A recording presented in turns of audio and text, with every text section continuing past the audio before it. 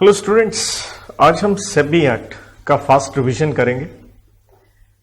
ये fast revision है, hand written है, आप मेरे साथ इसे लिख सकते हैं और लगभग हम कोशिश करेंगे 2 पेज के अंदर इसे कंप्लीट करें। तो SEBI act, the securities exchange board of India act of 1992 में ये एक्ट नंबर 15 था। ये एक्ट डिवाइडेड है 7 चैप्टर्स में, comprising of 35 sections. So here we start with chapter number 1। देखिए, हर एक्ट में बच्चों, वैसे आप ये चीज जानते होंगे, चैप्टर नंबर जो 1 होता है उसका नाम हमेशा होता है प्रिलिमिनरी, और चैप्टर नंबर 1 में यहां पे आते हैं सिर्फ 2 सेक्शन, सेक्शन 1 एंड 2। देखिए, सेक्शन 1 में भी आप सारे जानते हैं 3 चीजें होती हैं। शॉर्ट टाइटल, वो तो लिख ही दिया मैंने एक्ट का नाम। नंबर 2 एक्सटेंट भी आप सारे जानते हो, एंटायर इंडिया। एंड तीसरी इंपॉर्टेंट बात है कमेंसमेंट, कि ये एक्ट कौन सी तारीख को लागू हुआ था। तो इसके ऊपर एमसीक्यू आ सकता है। तो द आंसर इज 30 जनवरी 1992।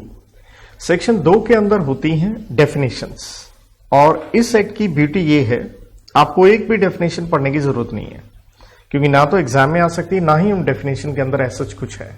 जैसे बताया गया है, सेबी कौन है, सेबी एक बोर्ड है, there is nothing to it. तो इसलिए मेन जो इसका कंटेंट रहता है, that starts with chapter number 2। और देखिए, चैप्टर नंबर 2 के अंदर आता है सेबी के बारे में, दैट इज बोर्ड। सेबी कहें या बोर्ड कहें, एक ही बात है। और ये चैप्टर आता है सेक्शन नंबर 3 से लेके 9 तक। तो ये पूरा का पूरा सेबी द बोर्ड के ऊपर है। तो सेक्शन नंबर 3 के अंदर ऐसा कुछ नहीं है। 3 के अंदर आता है कॉन्स्टिट्यूशन, कि सेबी को बनाएगा कौन। तो ये आप सारे जानते ही होंगे, that is central government by notification in official gazette. तो सीजी बाय एनओजी। नेचुरल है, सेबी बन गई तो वो क्या बन गई, एक बॉडी कॉर्पोरेट। बॉडी कॉर्पोरेट बनने से सारी की सारी फीचर्स कंपनी वाली आप लिख दीजिए। Separate legal entity, perpetual succession, can sue and be sued etcetera. Then इसके हेड ऑफिस सेबी का मुंबई में है, और बाकी ब्रांचेस हैं इसकी पूरे देश में। देर आफ्टर सेक्शन 4 एक अच्छा सेक्शन है, आपको ये पता होना चाहिए। सेक्शन 4 के अंदर आता है कॉम्पोजिशन, कि सेबी जो बोर्ड है, क्योंकि एक अथॉरिटी है सिक्योरिटीज मार्केट के लिए, तो उसके अंदर कितने लोग होंगे। टोटल ये 5 होते हैं, 1 2 5, टोटल ये 9 लोग होते हैं। So total is 9।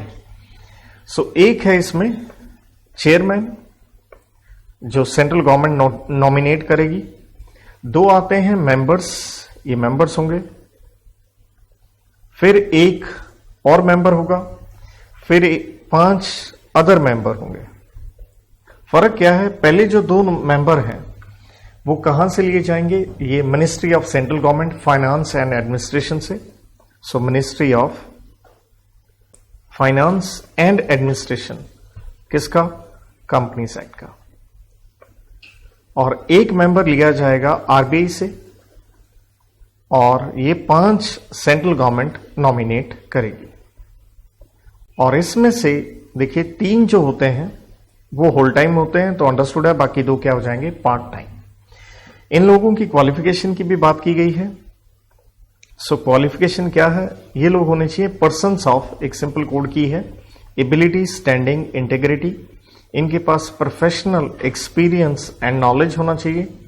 किस चीज के अंदर होना चाहिए, ये सारे के सारे आप अपने सीए फाइनल के चाहे सब्जेक्ट लिख दीजिए, जो भी आपने कॉमर्स में पढ़ा है। सेक्शन नंबर 5 डील करता है 3 चीजों के ऊपर। इनका टेन्योर क्या होगा, तो भाई टेन्योर बताया गया है 5 साल, या फिर उम्र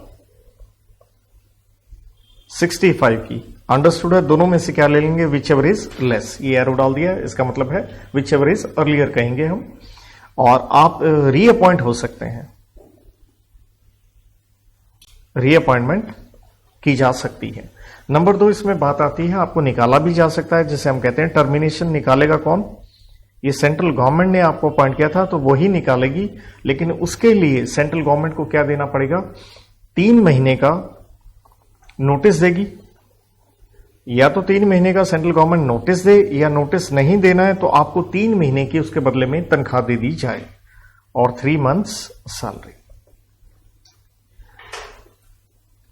इसी में आता है सेक्शन 5 में आप रिजाइन कर सकते हैं।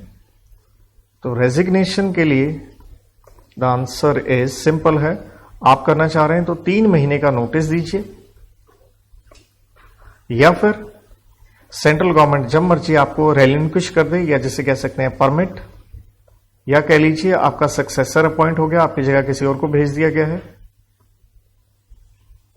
या फिर आपका टेन्योर क्या हो गया है? एक्सपायर हो गया है, जो हमने ऊपर पढ़ा 5 साल या 65 साल की उम्र। तो ये 4 पॉइंट इस तरह से हैं। सेक्शन नंबर 6 के अंदर आती है ये जो चेयरमैन है, मेंबर्स हैं, इनका रिमूवल, इनको निकाला जा सकता है। तो नेचुरल है, रिमूवल कौन करेगा? सेंट्रल गवर्नमेंट करेगा। क्या देगा? एक नोटिस देगा। नोटिस में क्या लिखे? नोटिस हमेशा राइटिंग में होते हैं और रीजंस बताए जाएंगे, और आपको एक reasonable opportunity of being heard, कह लीजिए ROH शॉर्ट में लिखा है, वो आपको दी जाएगी ताकि आप अपना पक्ष रख सकें। तो रिमूवल के मेन आते हैं इसके अंदर जी रीजंस, और रीजंस के ऊपर मैं एक सिंपल कोड की दे रहा हूं, दैट इज IICA कह लीजिए। इस तरह से आई से आप क्या हो गए हैं? इनकेपेबल। इनकेपेबल में सिंपल भाषा में आप लिख सकते हैं unsound mind, that is mental incapacity, physical incapacity कह लीजिए। इनसॉल्वेंट हो गए हैं, या आप आई से है आपका पर्सनल इंटरेस्ट हो गया है ट्रांजैक्शंस में, जो भी केस सेबी के पास लगेंगे कंपनियों के, उसमें आपका पर्सनल इंटरेस्ट है। और देन आप कॉन्विक्ट हो गए हैं। Offence of empty stands for moral turpitude, कोई भी गलत आपने काम किया है। देन ए से अब्यूज ऑफ पोजीशन।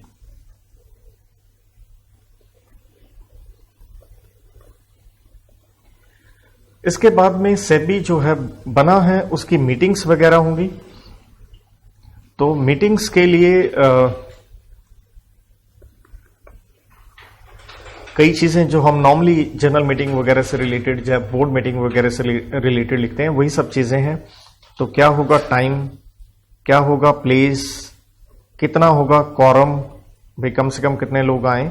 तो ये सब चीजें डिसाइड की जाएंगी बाय सेबी रेगुलेशंस। देन एक चेयरमैन साहब जो है उनको एक प्रिविलेज कह लीजिए, एक बेनिफिट है, डेट इज उनको मिलता है एक सेकेंड, या जिसे हम कहते हैं कास्टिंग वोट। अगर इक्वालिटी हो जाए तो वो एक एक्स्ट्रा वोट डाल सकते हैं। और अगर चेयरमैन साहब एब्सेंट हैं, अगर वो नहीं आते हैं, तो जो मेंबर्स आए हैं वो अपने आप में से किसी एक को क्या कर लेंगे? चूज कर लेंगे कि वो प्रिजाइड करेगा मीटिंग्स ऑफ द बोर्ड।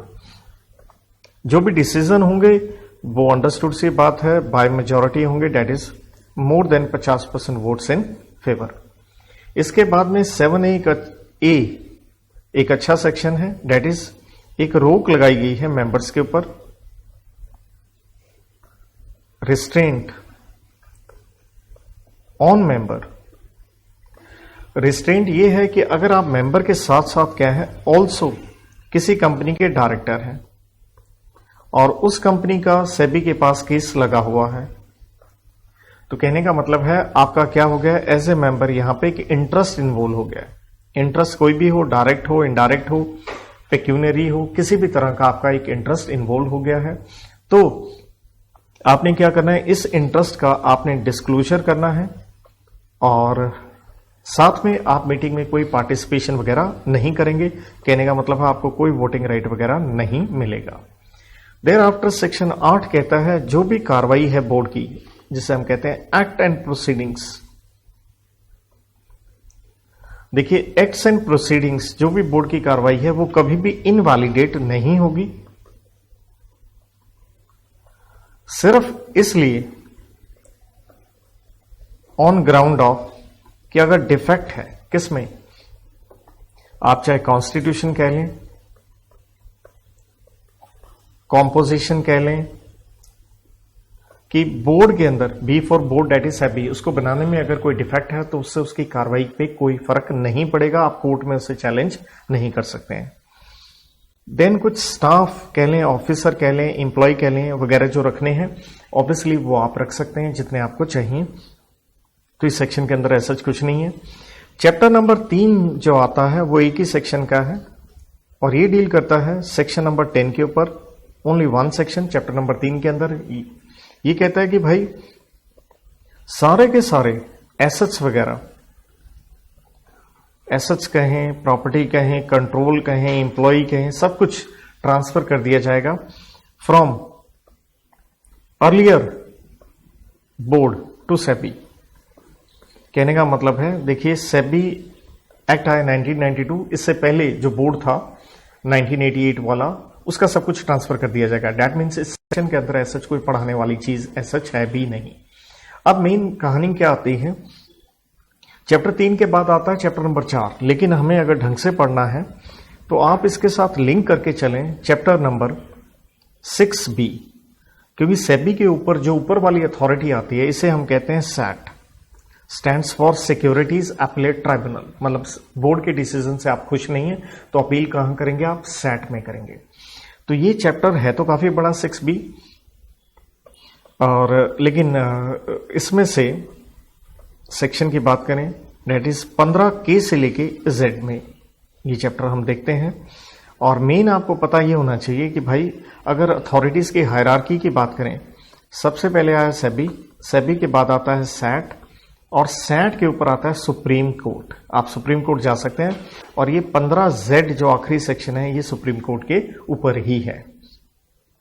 तो यहां पे सेक्शन नंबर 15K कहता है हम सेट को क्या करेंगे, इस्टेब्लिश करेंगे। नेचुरल है, कौन करेगा, same answer central government by notification in official gazette. तो ये कहां पे है, सेट का एक ही आज के दिन ऑफिस है, that is at Mumbai. Then 15L के अंदर सेट का कॉम्पोजिशन है कि इसके अंदर कौन कौन होंगे।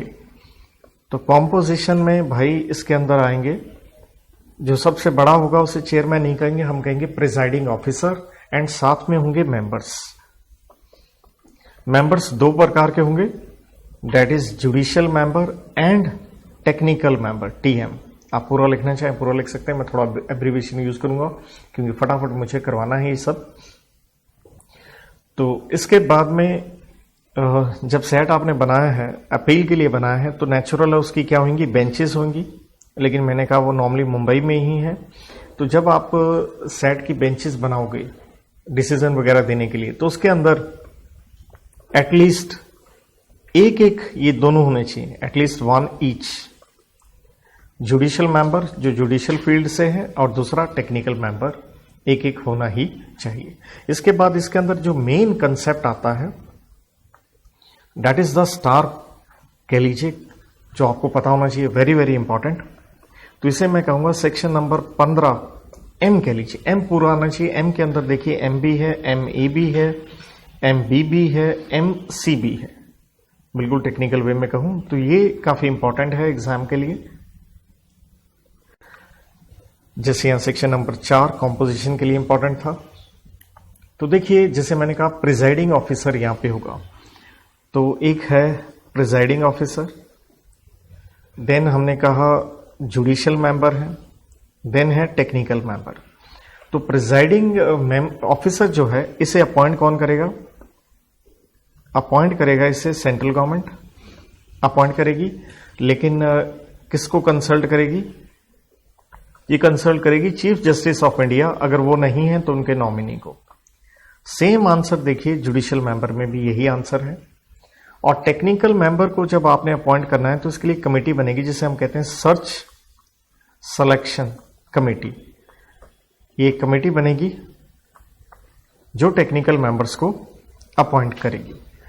देन हम इसके साथ में लिंक करें तो प्रिजाइडिंग ऑफिसर की क्वालिफिकेशन क्या है, तो ये लीगल फील्ड से बेसिकली होंगे, चाहे ये हैं चाहे ये थे। भाई क्या ये होने चाहिए जज, किसका, यहां पे है दो बातें मेनली, सुप्रीम कोर्ट का और हाई कोर्ट में फर्दर दो चीजें हैं, या तो हाई कोर्ट के होने चाहिए चीफ जस्टिस, या हाई कोर्ट में ये जज हों कम से कम 7 साल की, इन्होंने 7 साल का कम से कम जज हैं या रहे हैं। जुडिशियल मेंबर में भी सेम आंसर है, देखिए इज वॉज, ये भी क्या होने चाहिए जज। किसका, ये सिर्फ हाई कोर्ट का है और इनके लिए है 5 साल का जज होना चाहिए। और टेक्निकल मेंबर के लिए एक कमेटी बनेगी, बट अगर हम उसकी क्वालिफिकेशन की बात करें पहले, तो क्वालिफिकेशन में आता है टेक्निकल मेंबर के लिए कि ये भी हैं या थे कौन सी पोजीशन पे, सेक्रेटरी, जिसका मतलब आईएएस ऑफिसर, या एडिशनल सेक्रेटरी, कहां पे, सेंट्रल गवर्नमेंट के अंडर, या फिर इक्विवेलेंट पोस्ट हो इसी के बराबर। इक्विवेलेंट पोस्ट कहां पे, चाहे सेंट्रल गवर्नमेंट में या स्टेट गवर्नमेंट में। या फिर एक ऑप्शन और दी गई है यहां, ये होने चाहिए पर्सन्स ऑफ, जैसे पहले मैंने कोड की इस्तेमाल करी, एबिलिटी, स्टैंडिंग, इंटीग्रिटी, अच्छा करेक्टर वगैरह ये सब होना चाहिए। और साथ में इनके पास प्रोफेशनल एक्सपीरियंस एंड नॉलेज, यहां बताया गया है कम से कम होना चाहिए 15 साल का, 15 साल का तजुर्बा होना चाहिए। देखिए सैट जो इस एक्ट में बनी है वो सिर्फ सेबी के केसेस ही नहीं हैंडल करती है, वो साथ में pension fund regulatory development authority के भी हैंडल करती है और इंश्योरेंस सेक्टर के भी। तो इसलिए 15 साल का तजुर्बा, या तो वो सिक्योरिटीज मार्केट कह लीजिए, फाइनेंशियल सेक्टर कह लीजिए, या as I said pension fund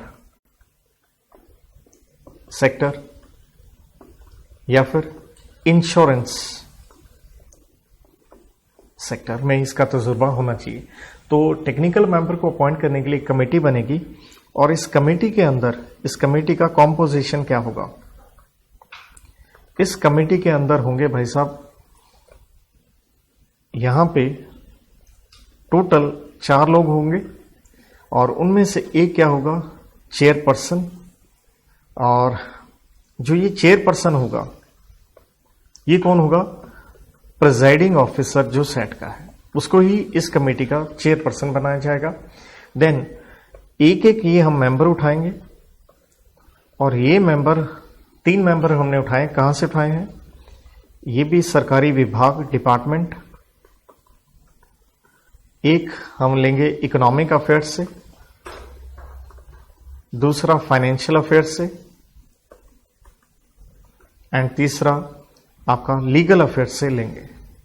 और जो ये इकोनॉमिक अफेयर्स वाला जो मेंबर है वही यही क्या होगा, कन्वीनर होगा, मतलब जो मीटिंग्स वगैरह बुलानी है किसकी, सर्च सिलेक्शन कमेटी की, एसएससी की, वही ये कन्वीन करेंगे।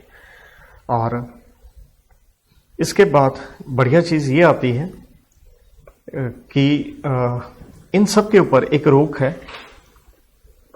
रिस्ट्रेंट ऑन अपॉइंटमेंट, आपकी अपॉइंटमेंट पे एक रोक है। देखिए कब रोक है, आप क्या है, मेंबर हैं, किसके मेंबर हैं, चाहे आप बोर्ड में मेंबर हैं जिसका मतलब हो गया सेबी के, चाहे आप insurance regulatory development authority of India या pension fund regulatory development authority of India में आप मेंबर हैं ऑलरेडी, आप सेट में नहीं आ सकते।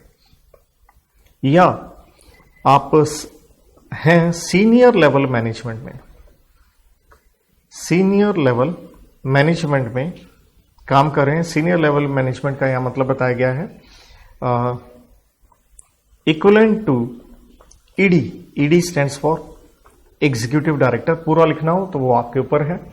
और आप इक्विवेलेंट टू ईडी हैं किसके पास, विद यहीं पे इन्हीं अथॉरिटीज के पास, सेबी, इडा, पीएफआरडीए में एग्जीक्यूटिव डायरेक्टर के लेवल पे हैं, सीनियर लेवल मैनेजमेंट पे हैं। तो आप क्या नहीं हो सकते, कांट बी अपॉइंटेड। कहां नहीं अपॉइंट हो सकते, अंडरस्टूड है, एट सेट। कब नहीं अपॉइंट हो सकते, ड्यूरिंग, 2 बातें हैं, देयर टेन्योर, जब तक आप बोर्ड वगैरह में हैं आप सेट में नहीं आ सकते हैं, और अगर आप बोर्ड में से रिटायर हो गए, जैसे हमने कहा था 5 साल के लिए वहां पे आपका टेन्योर है। विद इन 2 years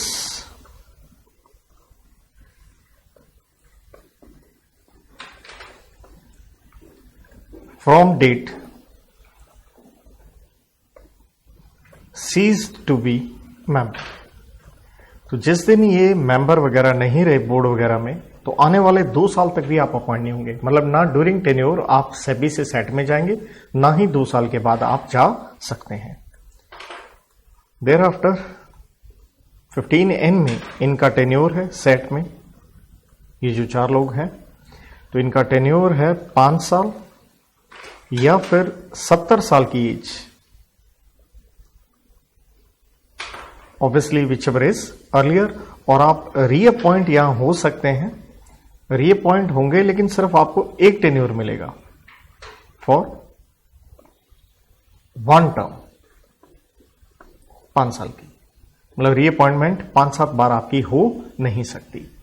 इसके बाद 15O के अंदर आप सेट में आए हैं, तो आपकी रेम्यूनरेशन वगैरह कह लीजिए, terms and conditions of appointment कह लीजिए, नेचुरल है, जो भी रेगुलेशंस में बताया होगा उसके मुताबिक होंगी। एंड 15P के अंदर अगर सेट के अंदर कोई वैकेंसी आ जाती है तो नेचुरल है उसे फिल किया जाएगा, सेंट्रल गवर्नमेंट उसे फिल करेगी। और अगर ये वैकेंसी प्रिजाइडिंग ऑफिसर में आती है, तो प्रिजाइडिंग ऑफिसर की मान लीजिए डेथ हो गई या रेजिग्नेशन वगैरह हो गया एटसेट्रा, तो प्रिजाइडिंग ऑफिसर हमें यहां पे पक्का चाहिए। तो होगा क्या, senior most member, senior most जो मेंबर होगा वो प्रिजाइड करेगा। मतलब प्रिजाइडिंग ऑफिसर की कुर्सी खाली नहीं रखी जाएगी। इसके बाद देखिए 15Q में आती है रेजिग्नेशन एंड रिमूवल। तो यहां आंसर बहुत ही सिंपल है, जो हमने बोर्ड वाला लिखा। तो देखिए हमने बोर्ड में सेक्शन 5 और रिमूवल सेक्शन 6 लिखा था, तो ये सेम ही है, तो सेम आंसर वो रहेगा। बस रिमूवल में एक चीज का ध्यान रखना है, वो ये है कि अगर आपका, जैसे हमने कोड की बनाई थी IICA, अगर आपका पर्सनल इंटरेस्ट ये वाला पॉइंट लग रहा है, या हमने CA में पॉइंट लिया था अब्यूज अगर वाला है, तो अगर ये 2 ग्राउंड है रिमूवल के, तो आपका रिमूवल होगा आफ्टर ROH, स्टैंड्स फॉर आपको प्रॉपर एक अपॉर्चुनिटी ऑफ बीइंग हर्ड दी जाएगी। साथ में एक इन्वेस्टिगेशन किया जाएगा बाय सेंट्रल गवर्नमेंट। इफ अगर आपको निकाला जा रहा है मिसबिहेवियर के ग्राउंड पे, या बताया जा रहा है कि आप अनसाउंड माइंड के हो गए हैं, इनकेपेबल हो गए हैं, तो सरकार इसके लिए एक इन्वेस्टिगेशन भी करेगी। देन यहीं पे 15R ये सेम है जो हमने पढ़ा सेक्शन 7 में, सेक्शन नंबर 8 में। सेक्शन 8 में हमने क्या पढ़ा था, देखिए इधर ही लिखा हुआ है, इसलिए साथ में पढ़ा रहा था। एक्ट्स एंड प्रोसीडिंग्स सेट की भी इनवैलिडेट नहीं होंगी अगर सेट बनाने में कोई भी क्या है, डिफेक्ट है। देन सेम अगला सेक्शन है 15S स्टाफ वगैरह, तो जितना चाहिए आप रख सकते हो, जैसे सेक्शन नंबर 9 था। अब मेन एक सेक्शन आता है जो पक्का आपको याद होना चाहिए, 15T। देखिए आप सेट में क्या करने जा रहे हैं, अपील करने जा रहे हैं। तो अपील करेंगे तो कौन करेगा, जिसको बोर्ड के ऑर्डर से तकलीफ है, तो नेचुरल है एग्रीव्ड पर्सन करेगा। आप अपील कर सकते हैं against, as I said, order of. देखिए यहां पे आपको यह पता होना चाहिए, 3 चीजें लिखेंगे हम, सेबी द बोर्ड, या पेंशन फंड वाला, या फिर इंश्योरेंस, क्योंकि तीनों एक्ट्स के लिए इकलौता सेट बनाया गया है अपीलेट अथॉरिटी, तो किसी का भी ऑर्डर हो। देन इसके अंदर एक टाइम है, आपने अपील करनी है। 45 दिन के भीतर भीतर। और 45 दिन कहां से स्टार्ट होंगे? जिस दिन आपको इनके ऑर्डर की क्या मिल गई है? कॉपी। और यहां पे आपको एक्सटेंशन भी मिल सकता है सफिशिएंट ग्राउंड्स के ऊपर। कितना एक्सटेंशन होगा ये नहीं बताया गया है, तो दैट मीन्स वो सेट के ऊपर है। अब सेट का क्या आएगा? ऑर्डर आएगा। तो इसके लिए मेरी सिंपल कोड की होती है CMC। सी से वो क्या कर सकते हैं? कंफर्म, मतलब as it is order. M को हम क्या कहते हैं? मॉडिफाई। C को हम कहते हैं कैंसल, कि पूरी तरह से उसको क्या कर देना? सेट असाइड कर देना, उसको खत्म कर देना। देन ये जो ऑर्डर आएगा इन्होंने फटाफट देना है। एक्सपेडाइट ऑर्डर होना चाहिए, फटाफट, स्पीडी जिसे हम कहते हैं। और एक एंडेवर का मतलब है एक एफर्ट होना चाहिए कि ये ऑर्डर आ जाए 6 महीने के भीतर भीतर, विद इन 6 months। और फिर ऑर्डर की जो कॉपी होगी वो पार्टीज को भेजी जाएगी, सेंट टू पार्टीज। तो ये 15T इस तरह से समाप्त हो जाता है और अच्छा सेक्शन है, ये ध्यान रखिएगा। देन सेक्शन नंबर 15U, देखिए सेट है तो सेट की कार्रवाई होगी, सेट का एक प्रोसीजर होगा, सेट की एक पावर होगी। तो यहां पे यूं कह लीजिए सेट की जहां तक पावर्स का सवाल है, और दूसरा कह लीजिए उसका प्रोसीजर, काम करने का तरीका। पावर की बात करूं तो सिंपल है, उसकी पावर होंगी सिविल प्रोसीजर कोड 1908 वाली, जिसे बेसिकली मैं कहता हूं 7 पावर है। हर एक एक्ट में यही होती है। समन इश्यू करना, enforcing attendance, requiring production of books, taking evidence on oath, issuing commission for examination of witness, passing ex parte order, reviewing its own decisions। तो जहां तक प्रोसीजर का सवाल है, ये पूरी तरह से फ्री है टू रेगुलेट कि किस तरह से काम करना है, किस तरह से कब इनकी कोर्ट लगेगी, ये सब कुछ ये पूरी तरह से फ्री है। बट हाँ, ये गाइडेड बाय होने चाहिए किससे? प्रिंसिपल्स ऑफ नेचुरल जस्टिस, जिसका मतलब है इंसाफ आपने करना है। और इनकी प्रोसीडिंग्स क्या होंगी? जुडिशियल इन नेचर होंगी, कार्रवाई जो जैसे कोर्ट की कार्रवाई होती है, क्योंकि they are nothing but quasi judicial body है। तो इसके बाद आप अपनी बेंचेस भी बना सकते हो अलग अलग इलाके के हिसाब से, कि उनके केसेस लिए जा सकें। और जब बेंचेस बनाते हो तो जैसे मैंने पहले बताया था, एक जुडिशियल मेंबर होगा और एक टेक्निकल मेंबर होगा। तो अगर बेंचेस में क्या हो रहा है? डिफरेंस इन ओपिनियन है, जो जज बैठे हैं उनका डिफरेंस इन अगर ओपिनियन है, तो जिन पॉइंट्स के ऊपर, जिन मैटर्स में इनका डिफरेंस है, मैटर्स कहो या पॉइंट्स कह लो, ये मैटर रेफर किए जाएंगे टू प्रिजाइडिंग ऑफिसर या अदर मेंबर को, ये रेफर किए जाएंगे ताकि उनके ऊपर वो अपना डिसीजन दे सकें, ताकि डिसीजन किससे आ सके? मेजॉरिटी से ये डिसीजन आ सके। देन 15V के अंदर आप अपने साथ वकील लेके जा सकते हो, लीगल रिप्रेजेंटेशन, क्योंकि कोई भी केस आप लड़ सकते हैं इन पर्सन। इन पर्सन का मतलब हो गया खुद ब खुद, या थ्रू व्हाट? चार्टर्ड अकाउंटेंट भी हो सकता है, कंपनी सेक्रेटरी भी हो सकता है, कॉस्ट अकाउंटेंट भी हो सकता है, या लीगल प्रैक्टिशनर जिसे हम कहते हैं एडवोकेट, या कोई भी आपका ऑफिसर एज ए रिप्रेजेंटेटिव आपके बिहाफ पे केस लड़ सकता है। और देयर आफ्टर देखिए, जैसे हमने कहा आप अपील करेंगे 45 दिन के भीतर भीतर। नॉलेज आपको ये होनी चाहिए, हमारे देश में एक अलग से कानून और है जिसे हम कहते हैं लिमिटेशन एक्ट। लिमिटेशन एक्ट क्या प्रोवाइड करता है? Time period.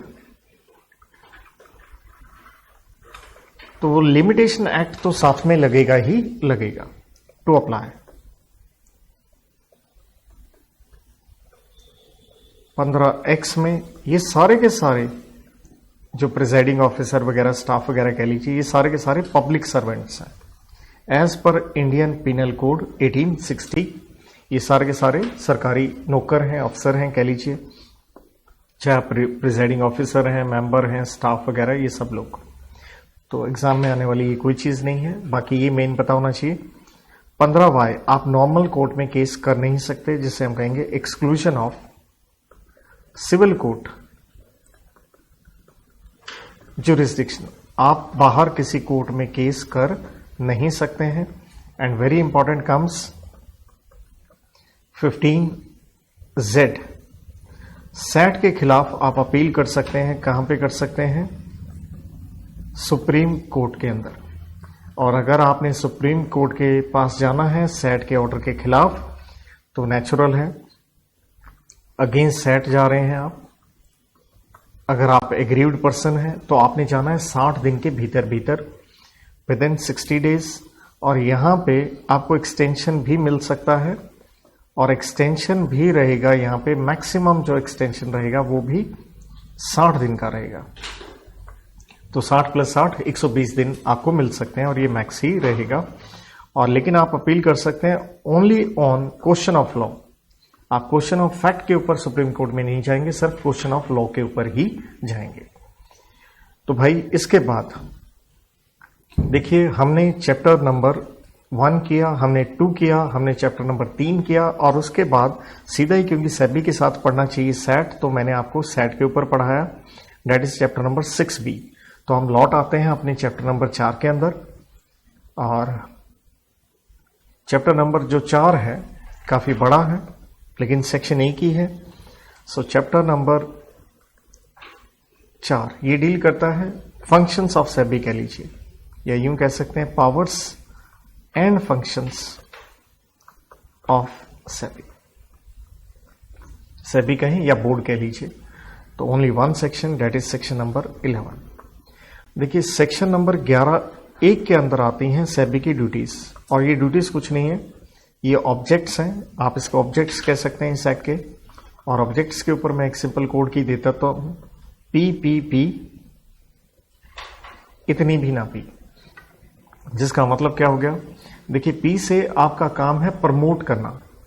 आप क्या प्रमोट करेंगे?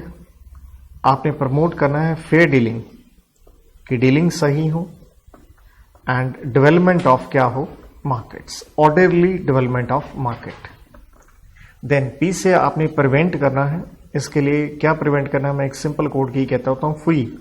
F से फ्रॉडुलेंट, U से अनफेयर, I से इनसाइडर ट्रेडिंग वगैरह ना हो। देन आपने प्रोटेक्ट करना है क्या? इंटरेस्ट किसका? इन्वेस्टर्स का। देन P से ही आप क्या करेंगे? प्रोवाइड फॉर इंसिडेंटल मैटर्स, कोई भी रेगुलेशन कह लीजिए, प्लस कोई भी रिलेटेड चीजें, इंसिडेंटल मैटर्स इस एक्ट से रिलेटेड, ये आपकी ड्यूटी है। इसे आप इस्टेब्लिश करेंगे, क्या इस्टेब्लिश करेंगे? Code of conduct. किसके लिए? इंटरमीडियरीज के लिए।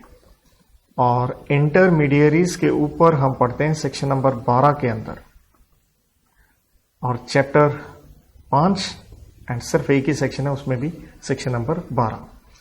तो ये था आपका सिंपल ड्यूटीज जो कि ऑब्जेक्ट वाली हैं।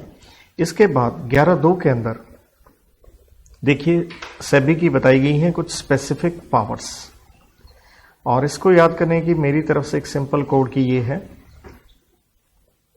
बुआ, फुई एंड रिश्ते, जिसमें से टी थोड़ा साइलेंट रहेगा, इस तरह से कोड की बना के दी है, बुआ, फुई, रिश्ते। बी से है आपने बिजनेस क्या करना है? रेगुलेट करना है, किसका? स्टॉक एक्सचेंज का। देन आपने क्या करना है? वर्किंग रेगुलेट करनी है, किसकी? इंटरमीडियरीज की। और इंटरमीडियरीज जैसे मैंने बताया भाई कहां आते हैं? सेक्शन नंबर 12 में। तो कोई भी इंटरमीडियरी कह लीजिए, स्टॉक ब्रोकर कहें, क्लियरिंग हाउस कहें, अंडरराइटर कहें, डिपॉजिटर कहें, म्यूचुअल फंड कहें, कलेक्टिव इन्वेस्टमेंट स्कीम कहें, बैंकर्स कहें, रजिस्ट्रार टू इशू, कोई भी share transfer agent, what ever XYZ। तो उसके ऊपर सेक्शन 12 यहीं पे निकल जाता है कि आपको रजिस्ट्रेशन करवानी होती है। किसके पास? सेबी के पास। एक प्रिस्क्राइब्ड फॉर्म मैनर होगा, कंडीशंस वो इंपोज करेगा, डिफॉल्ट करेंगे तो वो आपको सस्पेंड भी कर सकता है। ए से यहां पॉइंट है, कोई भी अगर एक्विजिशन हो रहा है, कोई एक कंपनी दूसरी को एक्वायर कर रही है, लेकिन एक्विजिशन क्या है? सब्सटेंशियल है, तो सेबी रेगुलेशंस है इसके ऊपर, तो सेबी उसको उस तरह से रेगुलेट करेगी, या आप इसे टेक ओवर वगैरह भी कह सकते हैं, सेबी ही रेगुलेट करेगी। ये फुई इकट्ठा चलता है। एफ से मैंने पहले बताया था फ्रॉडुलेंट, कोई भी ट्रेडिंग वगैरह ना हो। यू से अनफेयर ट्रेड प्रैक्टिसेस, और आई से इनसाइडर ट्रेडिंग। इन तीनों चीजों के ऊपर सेबी क्या लगाता है? एक रोक लगाता है, प्रोहिबिशन। आप ऐसा काम नहीं करेंगे। और इसके ऊपर दरअसल आता है चैप्टर नंबर 5A, और एक ही सेक्शन है, सेक्शन नंबर 12A, और इसको हमेशा रेड विद किया जाता है। एक पेनल्टी लगती है 15G के अंदर अगर आपने इनसाइडर ट्रेडिंग वगैरह करी है। तो सेबी इसके ऊपर रोक लगाता है। इनसाइडर ट्रेडिंग कब होती है? जब आपके पास, आप किसी कंपनी से कनेक्टेड हैं, आपके पास डायरेक्टली या इनडायरेक्टली एक्सेस है किस चीज का? एक इंफॉर्मेशन का। और अगर ये इंफॉर्मेशन क्या हो गई, पब्लिश अगर हो गई, तो इससे क्या होगा? प्राइसेस कंपनी की सिक्योरिटीज के क्या हो जाएंगे? मैनिपुलेट हो जाएंगे। तो इस तरह का आप नहीं कर सकते हैं। आर से सेबी का काम है रिसर्च करना। तो जो भी हम सेक्शन 11 में कर रहे हैं, पढ़ रहे हैं, जितने भी पॉइंट्स हैं उन सबसे रिलेटेड सेबी रिसर्च करेगा। आई से है सेबी का काम है इंफॉर्मेशन एंड इंस्पेक्शन वगैरह करना। और ये कोई भी इंफॉर्मेशन या इंस्पेक्शन किसी भी आदमी से, इंटरमीडियरी वगैरह से मांग सकते हैं, चाहे आप स्टॉक एक्सचेंज हैं या कह लीजिए इंटरमीडियरी हैं। बल्कि ये इंफॉर्मेशन वगैरह ये आप ले सकते हैं इवन हिंदुस्तान के बाहर भी, इंडिया से भी, आउटसाइड इंडिया से भी। और अगर हिंदुस्तान के बाहर से लेनी है तो नेचुरल है सेंट्रल गवर्नमेंट की इससे रिलेटेड क्या होगी कि इंटरनेशनल ट्रीटी होगी, उसके मुताबिक आप किसी भी अथॉरिटी से इंफॉर्मेशन ले सकते हैं। लेकिन अगर आउटसाइड इंडिया इंफॉर्मेशन देनी है तो पहले आपको सेंट्रल गवर्नमेंट से क्या लेनी पड़ेगी? अप्रूवल। उसके बाद ही आप ये इंफॉर्मेशन वगैरह देंगे। एस से यहां पॉइंट बनता है सकरा एक्ट। सकरा एक्ट 1956 है, उससे रिलेटेड कुछ पावर्स हैं जो मैं इसके नीचे लिखूंगा। और इससे रिलेटेड आता है कि भाई आपने एजुकेशन प्रमोट करना है। किसको एजुकेट करना है? इन्वेस्टर्स के लिए। नाउ सकरा वाली हम पावर करते हैं क्योंकि एज ए सेबी आपके पास पावर है, कुछ सकरा एक्ट की हैं, और साथ में आपके पास कंपनीज एक्ट से रिलेटेड भी पावर है। तो ये यहां से इसी पॉइंट से हम लेंगे पावर्स अंडर। देखिए दो एक्ट हैं, Sakra act of 1956 and companies act 2013। तो Sakra stands for securities contract regulation act of 1956, और कंपनीज एक्ट में, कंपनीज एक्ट में सिर्फ एक छोटा सा पॉइंट है, उसके सेक्शन 24 में आपकी पावर है। किस चीज से रिलेटेड है? इशू कहें या ट्रांसफर कहें। इशू कंपनी करेगी, खरीदना बेचना ट्रांसफर हो गया, किस चीज का? सिक्योरिटीज का। तो उससे रिलेटेड सेबी की पावर है, ये कंपनीज एक्ट कहता है। Number 2, non payment of dividend. अगर डिविडेंड नहीं दिया कंपनी ने तो भी सेबी के पास क्या होंगी? पावर होंगी। और नेचुरल सेबी की पावर तभी लगती है अगर आप कौन सी कंपनी है, या तो लिस्टेड है या आपने लिस्टिंग के लिए क्या किया हुआ? अप्लाइड किया है। अप्लाइड, ये बार बार वर्ड आएगा, इससे मैं लिख दूंगा F, applied for, that is intending to get listed. उसके लिए आपने एप्लीकेशन देनी होती है। अब सकरा एक्ट में देखिए काफी कुछ बताया गया है। सकरा एक्ट के अंदर बताया गया है उसका, सकरा का सेक्शन नंबर 6 के अंदर जो सकरा एक्ट में लिखा है वो आपकी पावर है। और ये क्या है? आपकी पावर है कि भाई आप जो भी स्टॉक एक्सचेंज है, इंटरमीडियरीज हैं, आप उनको कहेंगे पीरियोडिकल रिटर्न्स सेबी के पास उन्हें सबमिट करनी पड़ती हैं। आप इंक्वायरीज कर सकते हैं, इंक्वायरीज कहें, इंस्पेक्शन कहें, आप कर सकते हैं। तो जब भी इंक्वायरी इंस्पेक्शन करेंगे, किसकी करेंगे? बुक्स की करेंगे। तो आप ये बुक्स वगैरह मांग सकते हैं पिछले 5 साल के, कि पेश किए जाएं, इसलिए हर स्टॉक एक्सचेंज को 5 साल की बुक्स मेंटेन करनी पड़ती हैं। इंक्वायरी से रिलेटेड आप एक इंक्वायरी ऑफिसर अपॉइंट कर सकते हैं, उसको भेज सकते हैं कि जाइए जाके इंक्वायरी करके आइए। किस चीज की?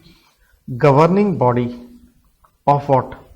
आरएससी, रिकॉग्नाइज्ड स्टॉक एक्सचेंज की मैनेजमेंट को देखिए किस तरह से वो काम कर रहे हैं। फिर ये इंक्वायरी जो ऑफिसर है ये एक रिपोर्ट बनाएगा और अंडरस्टूड है वो रिपोर्ट बना के सेबी को फर्निश करेगा, उसके ऊपर सेबी अपना एक्शन लेगी। तो जब आप इंक्वायरी करने चाहते हैं तो ये जो भी स्टॉक एक्सचेंज है इसके Mahendra Singh Dhoni stands for manager, secretary, director, officer कह लीजिए, वो आपको क्या प्रोवाइड करेंगे? बुक्स वगैरह देंगे, आपको पूरी तरह से क्या देंगे? असिस्टेंस, आपकी हेल्प करेंगे। इसके बाद section number 9 of Sakra act में आपकी पावर है कि आप क्या करेंगे, जब भी कोई स्टॉक एक्सचेंज होती है आपके पास पावर है, आप अप्रूव करेंगे बाय लॉज। किसके? स्टॉक एक्सचेंज के। बाय लॉज क्या है? स्टॉक एक्सचेंज किस तरह से काम करेगी। ये बाय लॉज होते हैं for regulation and control of contracts. देखिए स्टॉक एक्सचेंज में क्या होना है? सेल परचेज होनी है, डीलिंग इन सिक्योरिटीज होनी है, तो उसको किस तरह से रेगुलेट कंट्रोल करना है, ये पावर रहेगी सेबी के पास कि कॉन्ट्रैक्ट कैसे परफॉर्म होंगे, कोई वायलेशन होता है, स्टॉक एक्सचेंज कब खुलेगी, क्लियरिंग कॉर्पोरेशन, इसके ऊपर बनाए जाते हैं बाय लॉज। और देर आफ्टर इसी के सेक्शन नंबर 10 में आपकी पावर आती है, सेम बाय लॉज से रिलेटेड है। यहां पे पावर है, आप मेक का मतलब हो गया बनाना या बदलना। क्या चीज? फिर से वही बाय लॉज। किसके? स्टॉक एक्सचेंज के बना सकते हैं, आप बदल सकते हैं। कब? या तो suo moto, suo moto means on its own, या रिक्वेस्ट करी है। किसने करी है? Governing body. किसकी? स्टॉक एक्सचेंज ने। उन्होंने रिक्वेस्ट किया है कि हमारे बाय लॉज आप बना दीजिए या बदल दीजिए। तो ये सीओ मोटो भी करेंगे, अगर अपने आप भी करेंगे तो गवर्निंग बॉडी को ये क्या करेंगे? सेबी कंसल्ट करेगी, उसके बाद ही बनाएंगे। देन सेक्शन 17 कहता है आपने क्या करनी है? लाइसेंसिंग। सेबी का काम है स्टॉक एक्सचेंज में जो भी डीलर्स हैं उनको सेबी से क्या लेना पड़ेगा? लाइसेंसिंग के बिना वो काम नहीं कर सकते, वरना अदरवाइज अगर वो करेंगे तो ये कार्य क्या हो जाएंगे? Illegal. And section number 17A के अंदर आपकी पावर आती है, ये है अगर कुछ डेट सिक्योरिटाइजेशन प्रोसेस है। इसका मतलब होता है, सिंपल भाषा में कहूं, बैंकों का क्या हो गया है? एनपीए हो गया है। तो बैंक एक स्पेशल कंपनी जिसे हम कहते हैं एसेट रिकंस्ट्रक्शन कंपनी, उसको अपना एनपीए बेच देते हैं और एसेट रिकंस्ट्रक्शन कंपनी फर्दर पैसे उठाता है क्वालिफाइड बायर से डेट सिक्योरिटीज इश्यू करते हुए, तो उससे रिलेटेड भी सेबी की ही पावर है। एंड लास्ट में है section number 29A Sakra act में आपकी पावर है सेबी की क्या कर सकता है कि जो सेंट्रल गवर्नमेंट है वो टू डेलीगेट, वो डेलीगेट करेगा इट्स पावर्स, अपनी पावर्स। तो ये पावर बन जाएगी सेबी। सेबी को भी कर सकता है, आरबीआई को भी सेंट्रल गवर्नमेंट ये डेलीगेट कर सकते हैं। तो ये था देखिए सेक्शन 11(2), काफी लंबा चौड़ा है। इसके बाद बढ़ते हैं हम आगे, that is section number 11(2)A। Again ये सकरा वाली पावर खत्म हो जाती है, नॉर्मल में आगे सेक्शन 11 बड़ा था। 11(2)A में क्या है? ये है इंस्पेक्शन पावर।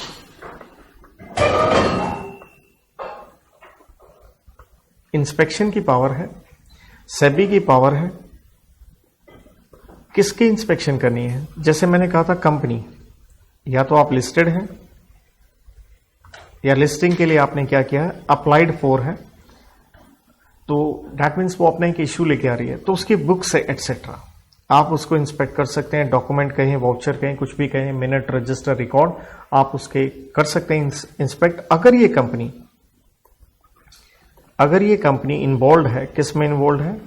इन फुई। व्हाट इज फुई? मैंने पहले बता दिया, fraudulent unfair practices insider trading. Then 11(3) के अंदर सेबी की पावर आती है, वही सीपीसी वाली, सिविल प्रोसीजर कोड 1908 वाली, जो मैं बार बार पहले भी आपको बताया, 7 पावर वो आती हैं। देन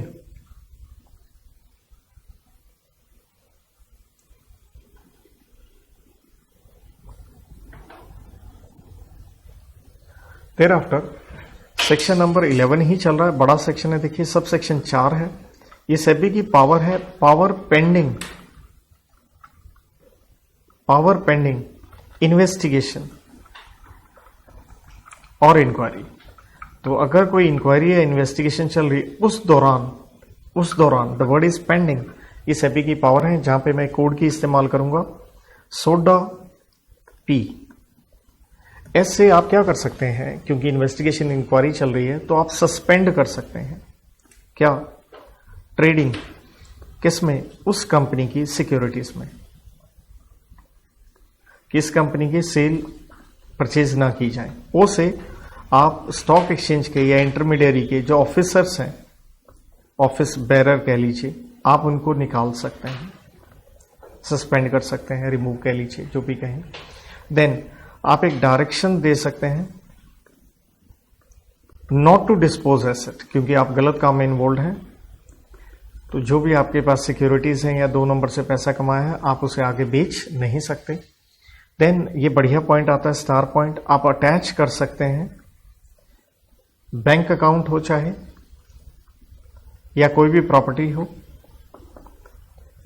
अगर वो इन्वॉल्व है वायलेशन में, जिसका मतलब है एक फ्रीजिंग ऑर्डर जारी कर दिया जाएगा कि आप बैंक वगैरह से पैसा नहीं निकाल सकते हैं। और ये जो आप अटैच करेंगे ये होगा 90 दिन के लिए, और इन 90 दिनों में ड्यूरिंग दिस टाइम पीरियड आपने कंफर्मेशन लेनी है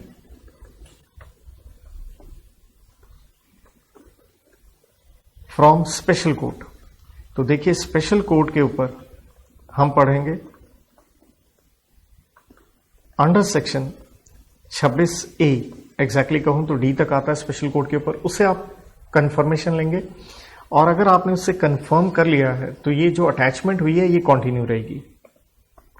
तो अगर ये कंफर्म कर देंगे तो कंटिन्यू अटैचमेंट, तो 90 दिन नहीं, ये टाइम पीरियड बढ़ सकता है, कंटिन्यू रहेगा टिल कंक्लूजन, जब तक कार्रवाई कंप्लीट ना हो जाए, तो that will continue. Then P से आप किसी को भी एक प्रोहिबिट कर सकते हैं कि आप स्टॉक एक्सचेंज को एक्सेस नहीं करेंगे, मतलब आप मार्केट में एंटर नहीं कर सकते। आई से आप इंपाउंड कर सकते हैं जो भी पैसा है या प्रॉपर्टी है या सिक्योरिटीज है जो गलत काम से अक्वायर वगैरह करी गई है। देन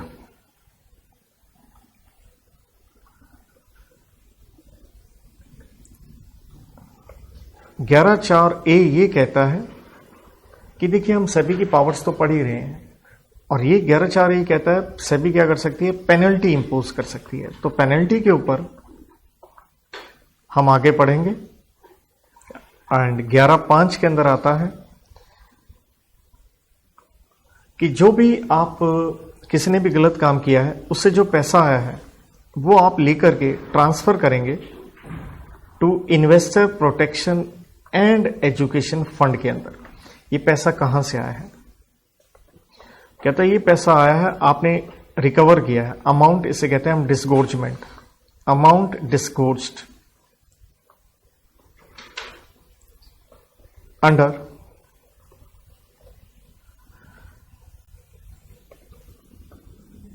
देखिए 2 चीजों से है। आपने कोई डायरेक्शन जारी करी थी जिसका डिफॉल्ट हुआ है, या फिर कोई सेटलमेंट की कार्रवाई हुई है, वहां से पैसा आया है। जहां तक डायरेक्शन का सवाल है ये हम पढ़ेंगे 11B के अंदर, सेटलमेंट हम पढ़ेंगे 23JB के अंदर। दूसरी बात और है, अंडर जरूरी नहीं है ये सेबी एक्ट में हो, ये सेटलमेंट डायरेक्शन सेबी एक्ट में भी हो सकती है, सकरा में भी हो सकती है, और एक तीसरा एक्ट है डिपॉजिटरीज एक्ट में। इन तीनों एक्ट में ये दोनों पॉइंट कॉमन फैक्टर है डायरेक्शन या सेटलमेंट से जो पैसा आया है। इसके बाद 11A सेक्शन ये कहता है आपकी पावर है एज टू डॉक्यूमेंट्स। यहां डॉक्यूमेंट्स का मतलब क्या है, देखिए कंपनी है, उसने अपना पब्लिक इश्यू निकाला। पब्लिक इश्यू निकालने के लिए आप क्या जारी करोगे, प्रोस्पेक्टस, ऑफर डॉक्यूमेंट। तो उससे रिलेटेड आपकी पावर है, क्या पावर है, आप इससे रिलेटेड बना सकते हैं कुछ रेगुलेशंस। आप रेगुलेशंस बना सकते हैं कि ये चीजें फॉलो अप होनी चाहिए। देर आफ्टर 11AA है, लेकिन उसका हम जिक्र बाद में करते हैं। 11B मैंने देखिए आपको यहां पे पहले बता दिया था, सेबी ने कोई डायरेक्शन वगैरह जारी करी है, आपने वो नहीं मानी है तो पैसा क्या कर लिया जाएगा, डिस्गोर्ज, क्योंकि आपने कुछ भी गलत काम से यहां पे क्या कमाया है, प्रॉफिट कह लीजिए कमाया है, या आपने लॉस अवॉइड किया है, तो वो पैसे की भरपाई आपसे करवाई जाएगी। तो 11B मैं यहीं पे कवर अप कर रहा हूं। देन इसके बाद 11C, ये है आपकी पावर एज टू इन्वेस्टिगेशन। इससे पहले हमने पढ़ा था पेंडिंग इन्वेस्टिगेशन एंड इंक्वायरी, यहां है पावर एज टू इन्वेस्टिगेशन। तो इन्वेस्टिगेशन आप क्यों कर रहे हैं, ऑब्वियसली जो ट्रांजैक्शंस हैं वो गलत करी गई होंगी, कुछ वायलेशंस होंगे, राइट। तो इसे हम कहेंगे डेट्रीमेंटल ट्रांजैक्शन, जिसका मतलब है नुकसानदायक ट्रांजैक्शंस आपने करी हैं मार्केट के लिए, इन्वेस्टर्स के लिए, या आपने क्या किए हैं, वायलेशंस किए हैं, एक्ट का कहें, रूल्स का कहें, रेगुलेशंस का कहें। तो आप इंक्वायरी इन्वेस्टिगेशन कर सकते हैं। इसके लिए सेबी क्या अपॉइंट करेगी, एक IO आप पूरा लिख सकते हैं, इन्वेस्टिगेटिंग ऑफिसर आप अपॉइंट करेंगे।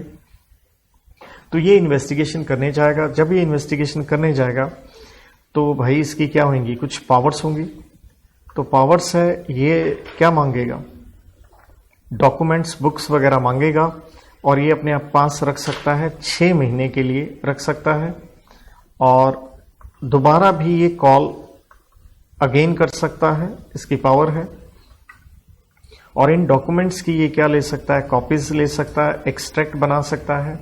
और कंपनी के जो महेंद्र सिंह धोनी है, मैनेजर, सेक्रेटरी, डायरेक्टर, कंपनी हो या इंटरमीडिएरी हो, या कोई भी उसके ऑफिसर हैं, ये असिस्ट करेंगे इसको डॉक्यूमेंट वगैरह देने में, और ये इनको एग्जामिन कर सकता है, मतलब इनसे एफिडेविट वगैरह एक साइन करवा सकता है, इनसे स्टेटमेंट राइटिंग में ले सकता है कि भाई ताकि कल जो भी गड़बड़ हुई हो इनके खिलाफ कार्रवाई की जा सके। लेकिन अगर ये लोग हेल्प नहीं करेंगे तो इनके ऊपर पेनल्टी लगाई जा सकती है, और ये पेनल्टी होगी कि भाई साहब आपको जेल ठोका जा सकता है मैक्स एक साल के लिए, या फिर आपके ऊपर फाइन लगा सकते हैं मैक्स 1 करोड़। अंडरस्टूड है, और लिखा है तो बहुत भी हो जाएगा, प्लस आपके ऊपर डेली फाइन, अगर आपका कॉन्टिन्यूइंग ऑफेंस है तो डेली फाइन भी मैक्स 5 लाख रुपए per day of continuing offence आपके ऊपर लगाया जा सकता है। लेकिन यहां पे एक इंटरेस्टिंग चीज ये आती है, आपको एक फर्दर पावर दी गई है इन्हीं इन्वेस्टिगेटिंग ऑफिसर को सर्च एंड सीजर की। तो ये रेड मारने जा रहे हैं, तो रेड कब मारेंगे, अगर एक संभावना है, लाइकलीहुड है। लाइकलीहुड क्या है, लाइकलीहुड ये है कि आप डॉक्यूमेंट्स या बुक्स कह लीजिए, उनका क्या कर देंगे, कोड की से लिख रहा हूं, डैम्स कर देंगे। डी से क्या कर देंगे, डिस्ट्रॉयड, ए से ऑल्टर्ड, एम से म्यूटिलेटेड, एस से सिक्रेटेड, या एक वर्ड और लिख सकते हैं फॉल्सिफाइड, आपने डिस्ट्रॉय कर देंगे।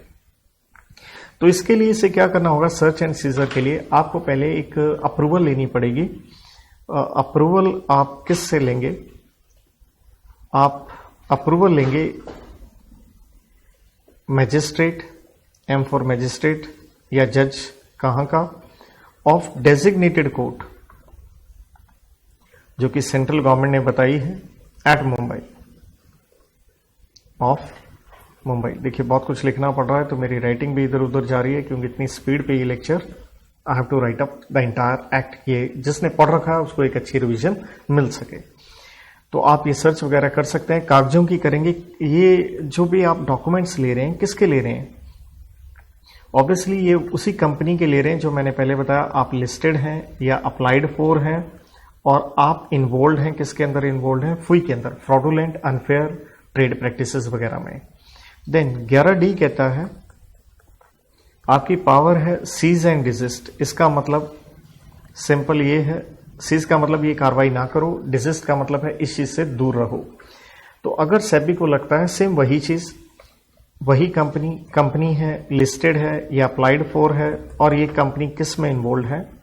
अगर आप इन्वॉल्व हैं फुई के अंदर, तो आपके ऊपर ये एक इंक्वायरी करने के बाद एक डायरेक्शन दी जाएगी कि आप ऐसा काम ना करें। देर आफ्टर इसी के साथ देखिए एक बीच में सेक्शन आ था 11AA, ये थोड़ा सा अलग था। ये है CIS के ऊपर, stands for collective investment scheme. Collective investment scheme का मतलब क्या होता है? पुलिंग हो गई, किसकी हो गई? फंड्स की हो गई। तो ये कुछ मेंबर्स बन जाएंगे, और इसके लिए क्या बनाई गई है? एक स्कीम कहें, अरेंजमेंट कहें, एग्रीमेंट कहें, जहां बताया गया है कि आपका पैसा कहां लगाया जाएगा। और ऑब्वियसली जो मेंबर्स हैं उनको क्या मिलेगा? उनको इससे होने वाली इनकम मिलेगी, लेकिन ये कांट पार्टिसिपेट, ये पार्टिसिपेट नहीं कर सकते हैं मैनेजमेंट में। मतलब डे टू डे ऑपरेशंस में इनकी कोई भागीदारी नहीं होगी। वो CIS ही सब कुछ आपका मैनेज करेगा, मतलब ये सब कुछ आपके बिहाफ पे मैनेज करेंगे। देन इसमें अच्छी चीज ये आती है, हम आपको CIS मान लेंगे चाहे आप सभी के पास रजिस्टर्ड नहीं है, वैसे तो रजिस्ट्रेशन करवानी पड़ती है, नॉट रजिस्टर्ड है सभी के पास, लेकिन आपका जो कॉर्पस है, इसका मतलब है आपके पास जो अमाउंट है, कैपिटल है, अगर वो है आपके पास 100 करोड़ रुपए की, तो दैट मीन्स आपके ऊपर सेबी रेगुलेशंस एप्लीकेबल होंगी। लेकिन यहां एक्सेप्शन है कि आपको हम CIS नहीं मानेंगे।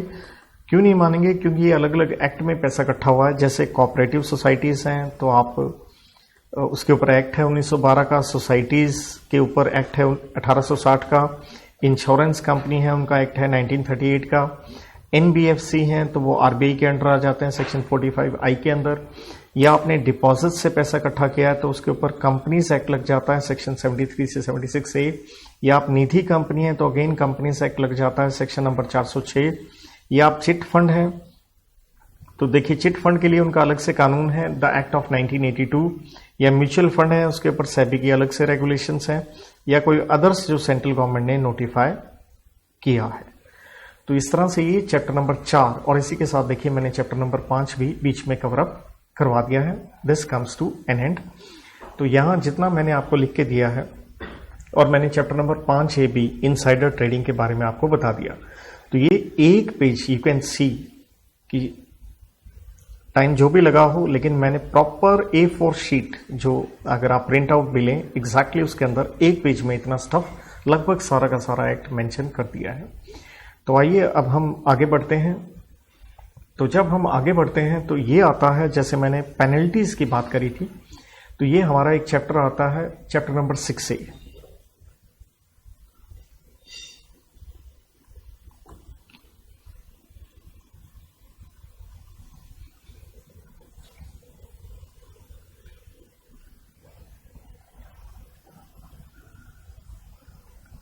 So this is on ये चैप्टर नंबर 6A है, और इसके अंदर आती हैं दो चीजें।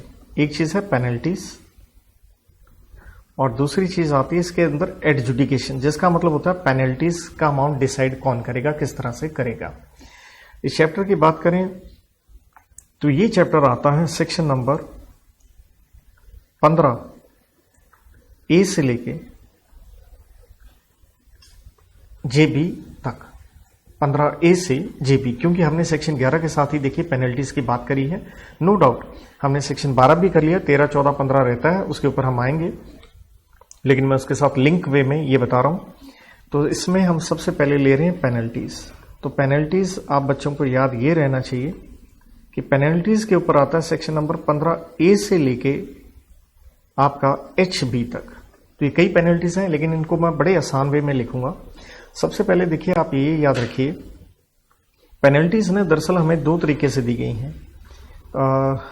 या तो पहले मैं यहाँ पे एक पॉइंट बना देता हूँ, ग्राउंड किस चीज़ की पेनल्टी है, और फिर हम बात करेंगे पेनल्टी के ऊपर। तो इसको थोड़ा सा मैं इजी वे में लेके चलूंगा, ये कई पॉइंट्स में इकट्ठे करूंगा। देखिए मैं पेनल्टी का पहले एक बार पेनल्टी का दो चीज़ें बता दूं। पेनल्टी में एक लोअर लिमिट और एक है अपर लिमिट। लोअर का मतलब है कि भाई जिसे नॉर्मली आप मिनिमम कह देते हैं, लेकिन थोड़ा सा ये डिफरेंट वे में है, मिनिमम मैक्सिमम, इसलिए लोअर अपर लिमिट वर्ड लिखा है। जैसे आप देखिएगा 1 लाख होगा, लेकिन अपर में क्या होगा, 1 लाख पर डे भी हो सकता है। मतलब 1 लाख पक्का लगेगा, लेकिन अगर मैक्सिमम में जाए तो 1 लाख पर डे होगा, लेकिन उसको कंपेयर करेंगे तो कहता है पर डे करते करते आप ज्यादा से ज्यादा कितना लगा सकते हैं, 1 करोड़। तो ये कई पेनल्टीज हैं, 15 A, B, C, तो इसलिए मैं सबको इकट्ठा लिख रहा हूं। तो ग्राउंड क्या लिख रहा हूं, आप कह लीजिए आपने कोई डिफॉल्ट किया है, कोई डॉक्यूमेंट का, रिटर्न्स का, रिपोर्ट्स का,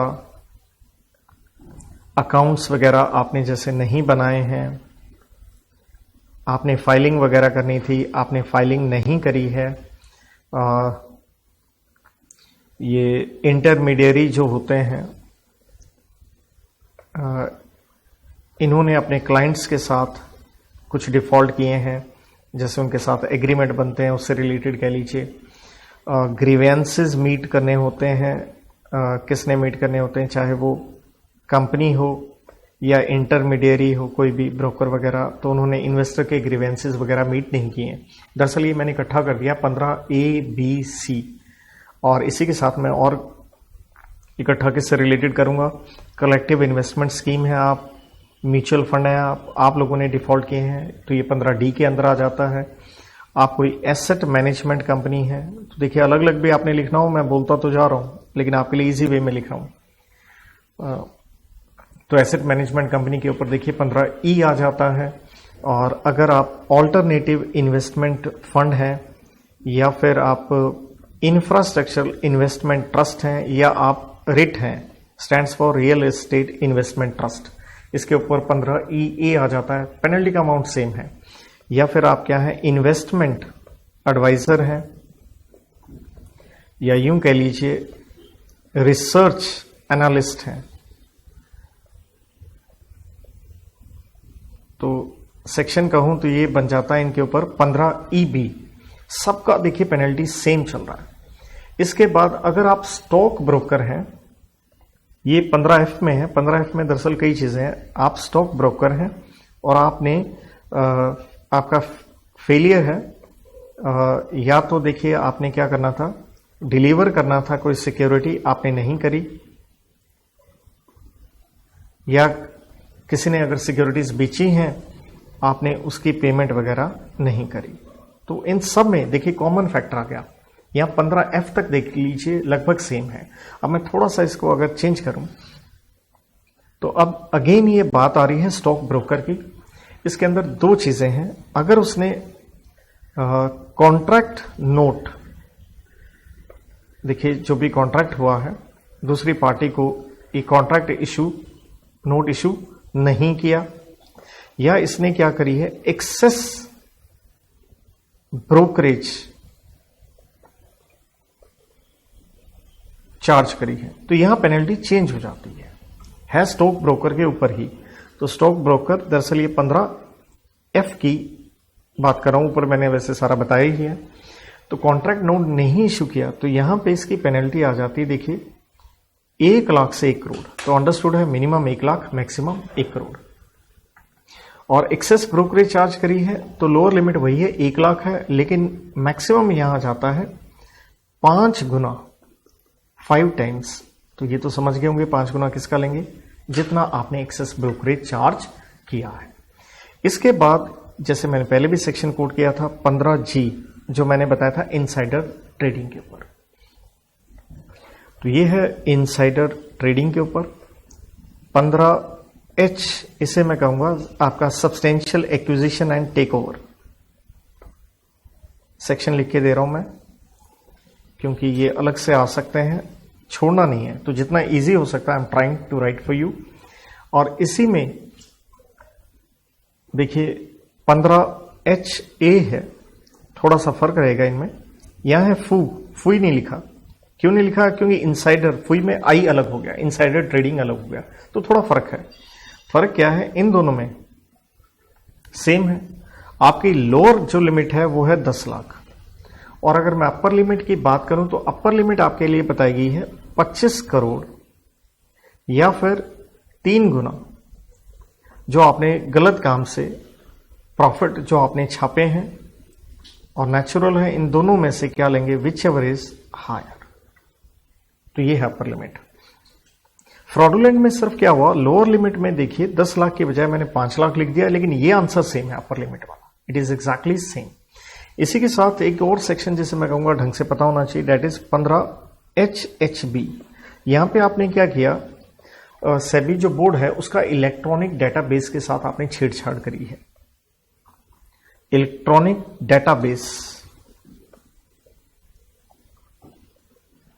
ऑफ बोर्ड, इसको आपने क्या कर दिया? जैसे मैंने पहले भी कोड की इस्तेमाल करी थी, इसको आपने डैम्स कर दिया है, that is destroyed, altered, mutilated वगैरह कह लीजिए, उसमें गड़बड़ करी है।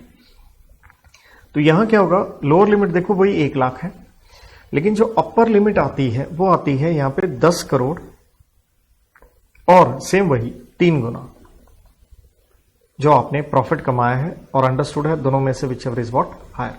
तो यहां ये 10 करोड़ हो गया, जैसे ऊपर 25 करोड़ था, लेकिन यहां पे ये 1 लाख है, यहां 5 है, यहां 10 लाख है। इस चीज का आपने ध्यान रखना है। लास्ट में एक आती है बैलेंसिंग फिगर पेनल्टी 15HB के अंदर। ये बैलेंसिंग फिगर है, मतलब जिस चीज के ऊपर पेनल्टी ना दी गई हो। तो ये बहुत ही सिंपल है। ये सेम ये कॉन्ट्रैक्ट नोट वाली जो थी 1 लाख से 1 करोड़ है, तो ये है मिनिमम 1 लाख, मैक्स 1 करोड़। तो ये आप इसको इसके साथ भी लिंक कर सकते हैं। अब इसी ऑफेंसेस में देखिए थोड़ा सा, क्योंकि मुझे डाइवर्जन करना पड़ेगा आपके इंटरेस्ट में, ये चैप्टर 7 से रिलेटेड मैं कुछ बात करूंगा। दरअसल चैप्टर 7 में भी एक सेक्शन नंबर 24 है, ऑफेंसेस के ऊपर है। क्योंकि ये 15, जैसे आपने यहां पे चैप्टर का नाम ही देखिए, आपने बड़ा क्लियरली देखा है कि भाई चैप्टर का हम नाम ही क्या लिख रहे हैं। हमने बड़ा क्लियरली चैप्टर का नाम यहां पे बताया है 6A, तो अंडरस्टूड है ये अमेंडमेंट से ही आए हैं, राइट। तो उससे पहले जो ऑफेंसेस होते थे, तो यहां सेक्शन 24 क्या कहता है, इसकी हेडिंग आपको पक्का पकड़नी है, विदाउट प्रेजुडिस। मतलब इसका मतलब होता है without harming, without prejudice to penalty. तो जो ऊपर आपने पेनल्टी देखी है, जैसे मैंने कहा था उनका एडजुडिकेशन होगा, उसके ऊपर हम पढ़ेंगे, एडजुडिकेटिंग ऑफिसर करेगा, बाय एडजुडिकेटिंग ऑफिसर कहें या आप बी फॉर बोर्ड कह लें। तो जो ऊपर पेनल्टी पड़ी है बिना उसको हार्म किए। तो देखिए सेक्शन 24 कहता है अगर आपने कोई भी ऑफेंसेस किए हैं, चाहे आपने कह लीजिए ऑफेंसेस मतलब डिफॉल्ट किया है, या आपने अटेम्प्ट किया है, कोशिश करी है, या किसी की सहायता करी है, उसे हम कहते हैं अबेटमेंट, अबेट किया है। तो यहां पे आपको 10 साल तक की हो सकती है जेल मैक्स, और आपके ऊपर जुर्माना लग सकता है 25 करोड़ का मैक्स, और व्हाट बोथ। और अगर आपके ऊपर पेनल्टी इंपोज करी गई है, अगर आपकी तरफ से फेलियर है टू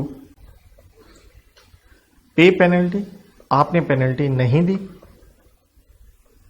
या कंप्लाई नहीं किया, जैसे हम 11B में कह रहे थे, जो भी सेबी वगैरह की कोई डायरेक्शन ऑर्डर वगैरह है, राइट। तो अगर आपने ये नहीं किया है तो भी आपके ऊपर पेनल्टी यहां बताई गई है। बस फर्क इतना है, जो जेल है वो बता दिया गया कम से कम 1 महीना, लेकिन मैक्सिमम 10 साल। फाइन सेम ही है, 25 करोड़ मैक्स, और बोथ। तो सेक्शन 24 पेनल्टी के साथ लिख के दिया ताकि आपको बात समझ में आए। लेकिन देखिए जब आपके ऊपर केस हो रहा है, पेनल्टी आपके ऊपर लगाई जाएगी। तो अगर आप केस से बचना चाहें तो यहां पे 2 सेक्शन और साथ में लेके चलिए, तो मैं इसको यूं लिखवाऊंगा। देखिए एक होता है कंपाउंडिंग करवाना। कंपाउंडिंग का मतलब है पैसे दे करके केस खत्म कर लेना, imposition of fine in लिeu of prosecution. Compounding versus immunity. Immunity का मतलब है अगर आपने डिफॉल्ट भी किया है आपके ऊपर पेनल्टी नहीं लगेगी। तो यहां पे यह आता है सेक्शन नंबर 24A, यह आता है 24B के अंदर। तो कंपाउंडिंग जब आप करवाएंगे तो उसके लिए कह लीजिए यहां कॉमन फैक्टर बना रहा हूं। कंडीशन क्या है, जो भी आपने ऑफेंस किया है वो ऑफेंस जो है वो punishable with imprisonment only or imprisonment and fine ना हो। मतलब जहां जेल पक्का है कि पक्का जेल होनी है, फिर आप कंपाउंडिंग नहीं करवा सकते। तो नेगेटिव वे में लिख रहा हूं। इम्यूनिटी मीन्स अगर आप कोई भी गुनाह किया है लेकिन आपके ऊपर पेनल्टी वगैरह नहीं लगेगी, तो उसके लिए कंडीशन ये है आपने जो भी डिफॉल्ट हुए हैं उसका वायलेशंस का आपने ट्रू डिस्क्लोजर कर दिया है, वायलेशंस के बारे में सच सच बता दिया है। अब कंपाउंडिंग आप कब करवा सकते हैं? केस शुरू होने से पहले भी करवा सकते हैं, बाद में भी, बिफोर और आफ्टर इंस्टीट्यूशन। इंस्टीट्यूशन का मतलब है स्टार्ट करना, क्या चीज? कार्रवाई। कभी भी करवा लो आप कंपाउंडिंग। लेकिन इम्यूनिटी के लिए कंडीशन है बिफोर, आगे लाइन सेम है, इंस्टीट्यूशन ऑफ प्रोसीडिंग। केस शुरू होने से पहले ही आपको सच बताना पड़ेगा। अब कंपाउंडिंग के लिए आपकी अथॉरिटी कौन होगा? देखिए अथॉरिटी जो है वो यहां बताई गई है सैट या फिर कोर्ट, जिसके पास केस लगा हुआ है। और इम्यूनिटी के लिए इम्यूनिटी आपको देगा सेंट्रल गवर्नमेंट, लेकिन on recommendation of SEBI, on recommendation of SEBI कहें, बोर्ड कहें, तभी आपको मिलेगी। और इम्यूनिटी किस चीज से है? आपको इम्यूनिटी है, देखिए ये पॉइंट अकेला इम्यूनिटी में ही लगेगा। सो आपको इम्यूनिटी है किस चीज से? ना तो कोई आपके ऊपर केस होगा जिसे हम कहते हैं प्रोसिक्यूशन, ना ही आपके ऊपर क्या लगेगी? पेनल्टी। लेकिन ये दोनों काम ही हो सकते हैं, बट अगर आपने फॉल्स एविडेंस दिया है, झूठी स्टेटमेंट दी है, या आपने डिफॉल्ट किया है, जो भी आपके ऊपर टर्म्स एंड कंडीशंस लगाई गई थी, और violation of terms and conditions of immunity, अगर वो तोड़ी है तो फिर इम्यूनिटी आपकी विड्रॉ हो जाएगी। इसके साथ मैं एक चीज और कहूंगा, बेहतर होगा वो आगे आएगा, लेकिन हम लिख ही देंगे, आपके लिए थोड़ा इजी हो जाएगा। इसे हम कहते हैं दैट इज सेटलमेंट ऑफ, किसकी settlement? Administrative and civil proceedings. कोई कार्रवाई है उसकी सेटलमेंट करें, इसके ऊपर जो सेक्शन आता है दैट इज 15 GB, तो उससे रिलेटेड हम जरा एडजुडिकेशन में जाके लिखेंगे, तब मैं इसके ऊपर दोबारा यहां आके फिल कर दूंगा इसे। लेकिन अब इसके बाद आपको पेनल्टी से रिलेटेड ये पता होना चाहिए, पेनल्टी लगाई गई है, अगर पेनल्टी का पैसा डिफॉल्टर नहीं देता तो क्या होगा। तो इसलिए कॉन्टिन्यूटी में हम सेक्शन लेंगे 28A, रिकवरी। आपसे पैसे की रिकवरी करी जा रही है। अब रिकवरी किस चीज से रिलेटेड है? तो यहां पे हैं 4 चीजें। एक तो हम समझ ही पा रहे हैं कि पक्का पेनल्टी तो है ही है, देखिए बिल्कुल है, फ्रॉम पेनल्टी भी है, उसकी भी रिकवरी। साथ में अगर कोई डिसगॉर्जमेंट ऑर्डर आया, जिसके ऊपर हमने पढ़ा था 11B के अंदर कि जो आपने प्रॉफिट गलत कमाया है या लॉस अवॉइड किया है आपसे लिया जाए, या फिर कोई फीस वगैरह जो सेबी इंपोज करती है, रजिस्ट्रेशन वगैरह आपने नहीं दी, कैसे रिकवर की जाएगी, या कोई डायरेक्शन आई है सेबी की कि आपको ये पैसा क्या करना है? रिफंड करना है, और आप वो पैसा क्या नहीं कर रहे हैं? वापस नहीं कर रहे हैं, तो आपसे रिकवरी कैसे करवाई जाएगी? मेन देखिए मैं पॉइंट लेके चल रहा हूं पेनल्टी का ही। तो सेबी इस काम के लिए अपना एक ऑफिसर अपॉइंट करेगी, जिसे हम कहेंगे RO, रिकवरी ऑफिसर, और उसको दिया जाएगा एक रिकवरी सर्टिफिकेट, जिसे कहेंगे RC, ताकि वो दिखा करके अगले से रिकवरी करेगा। अब रिकवरी कैसे करेंगे? उसके तरीके क्या होंगे? बहुत ही सिंपल है। जाइए उसकी जाके प्रॉपर्टी, पहली बात प्रॉपर्टी में भी दो बातें आती हैं, मूवेबल भी हो सकती है और क्या हो सकती है, इमूवेबल। इस प्रॉपर्टी को क्या करें, जाके अटैच कर लें, अटैच का मतलब टेक ओवर कर लें, एंड उससे टेक ओवर करने के बाद क्या करते हैं, सेल करते हैं। अगर प्रॉपर्टी कहीं अटैच नहीं हो पाती है तो आप क्या कर सकते हैं, एक आदमी मैनेजर उन प्रॉपर्टी के लिए अपॉइंट कर सकते हैं, उसे रखते हैं, और स्वाभाविक है आप उसका बैंक अकाउंट भी क्या करेंगे, अटैच करेंगे। सो बैंक अकाउंट भी अटैच कीजिए, और अगर वो आदमी प्रॉपर्टी ना उठाने दे तो उसे आदमी को ही उठा लें, that is arrest the defaulter. अब जो प्रॉपर्टी की बात आती है, भाई प्रॉपर्टी किसकी, तो प्रॉपर्टी में नो डाउट प्रॉपर्टी तो आपकी है ही है, सो प्रॉपर्टी ऑफ आपकी तो है ही, ऑल्सो आपके रिश्तेदार की, रिलेटिव की। अब रिलेटिव कौन होता है, लेकिन उसके ऊपर कंडीशन है, अगर आपने इस रिलेटिव को प्रॉपर्टी ये क्या करी है, ट्रांसफर करी है, और आपने ट्रांसफर इसको कब करी है उसके ऊपर डेट भी देखें, जिस दिन आपके खिलाफ ये रिकवरी सर्टिफिकेट क्या हो गया था, इशू हो गया था, उसके बाद आपने ट्रांसफर करी है, और ये विदाउट एडिक्वेट कॉन्सिडरेशन है, जिसका मतलब आप यूं कह सकते हैं उससे आपने पैसे नहीं लिए हैं, इन एडिक्वेट कॉन्सिडरेशन है, बिना मतलब में उसको दी है ताकि आपकी प्रॉपर्टी टेक ओवर ना हो। तो रिलेटिव में यहां बताया गया है आपकी गलती मतलब स्पाउस बेटे और मिलके की गई छोटी छोटी गलतियां, छोटी छोटी मतलब बड़े बच्चे नहीं लेने, माइनर चाइल्ड लेने हैं, और साथ में अगर अपने बेटे की शादी कर दी है तो सन की वाइफ, और सेम वे आपके सन के ही बच्चे प्रोवाइडेड वो भी क्या हो, माइनर हो, सन्स माइनर चाइल्ड। तो इन चार लोगों की आप प्रॉपर्टी टेक ओवर कर सकते हैं। और एक चीज और ध्यान रखिए, जब आपने प्रॉपर्टी टेक ओवर की थी ये माइनर थे, लेकिन अगर बाद में ये मेजर भी हो जाए तो उससे कोई फर्क बाद में नहीं पड़ेगा। अब आपने देखिए रिकवरी करनी है, तो रिकवरी के लिए जो कार्रवाई होगी, प्रोसीडिंग किस तरह से होगी, तो पहली बात है इनकम टैक्स एक्ट के 2nd एंड 3rd शेड्यूल आते हैं, उसमें उसके मुताबिक आप ये रिकवरी कर लेंगे। साथ में देखिए आप अपनी सहायता के लिए लोकल एडमिनिस्ट्रेशन मतलब पुलिस वगैरह साथ में ले जा सकते हैं, उनकी आप हेल्प वगैरह ले सकते हैं। तो ये था 28A। इसी के साथ हमें पढ़ना चाहिए 28B। तो आइए देखें 28B क्या कहता है। आपने पेनल्टी के पैसे रिकवर करने थे या केस चलाना है, राइट। तो हो क्या गया, वो डिफॉल्टर की हो सकता है मौत हो जाए, तो अच्छा सेक्शन है एग्जाम के लिए ये भी 28B। तो 28B कहता है कॉन्टिन्यूएंस ऑफ प्रोसीडिंग्स, कार्रवाई चलती रहेगी।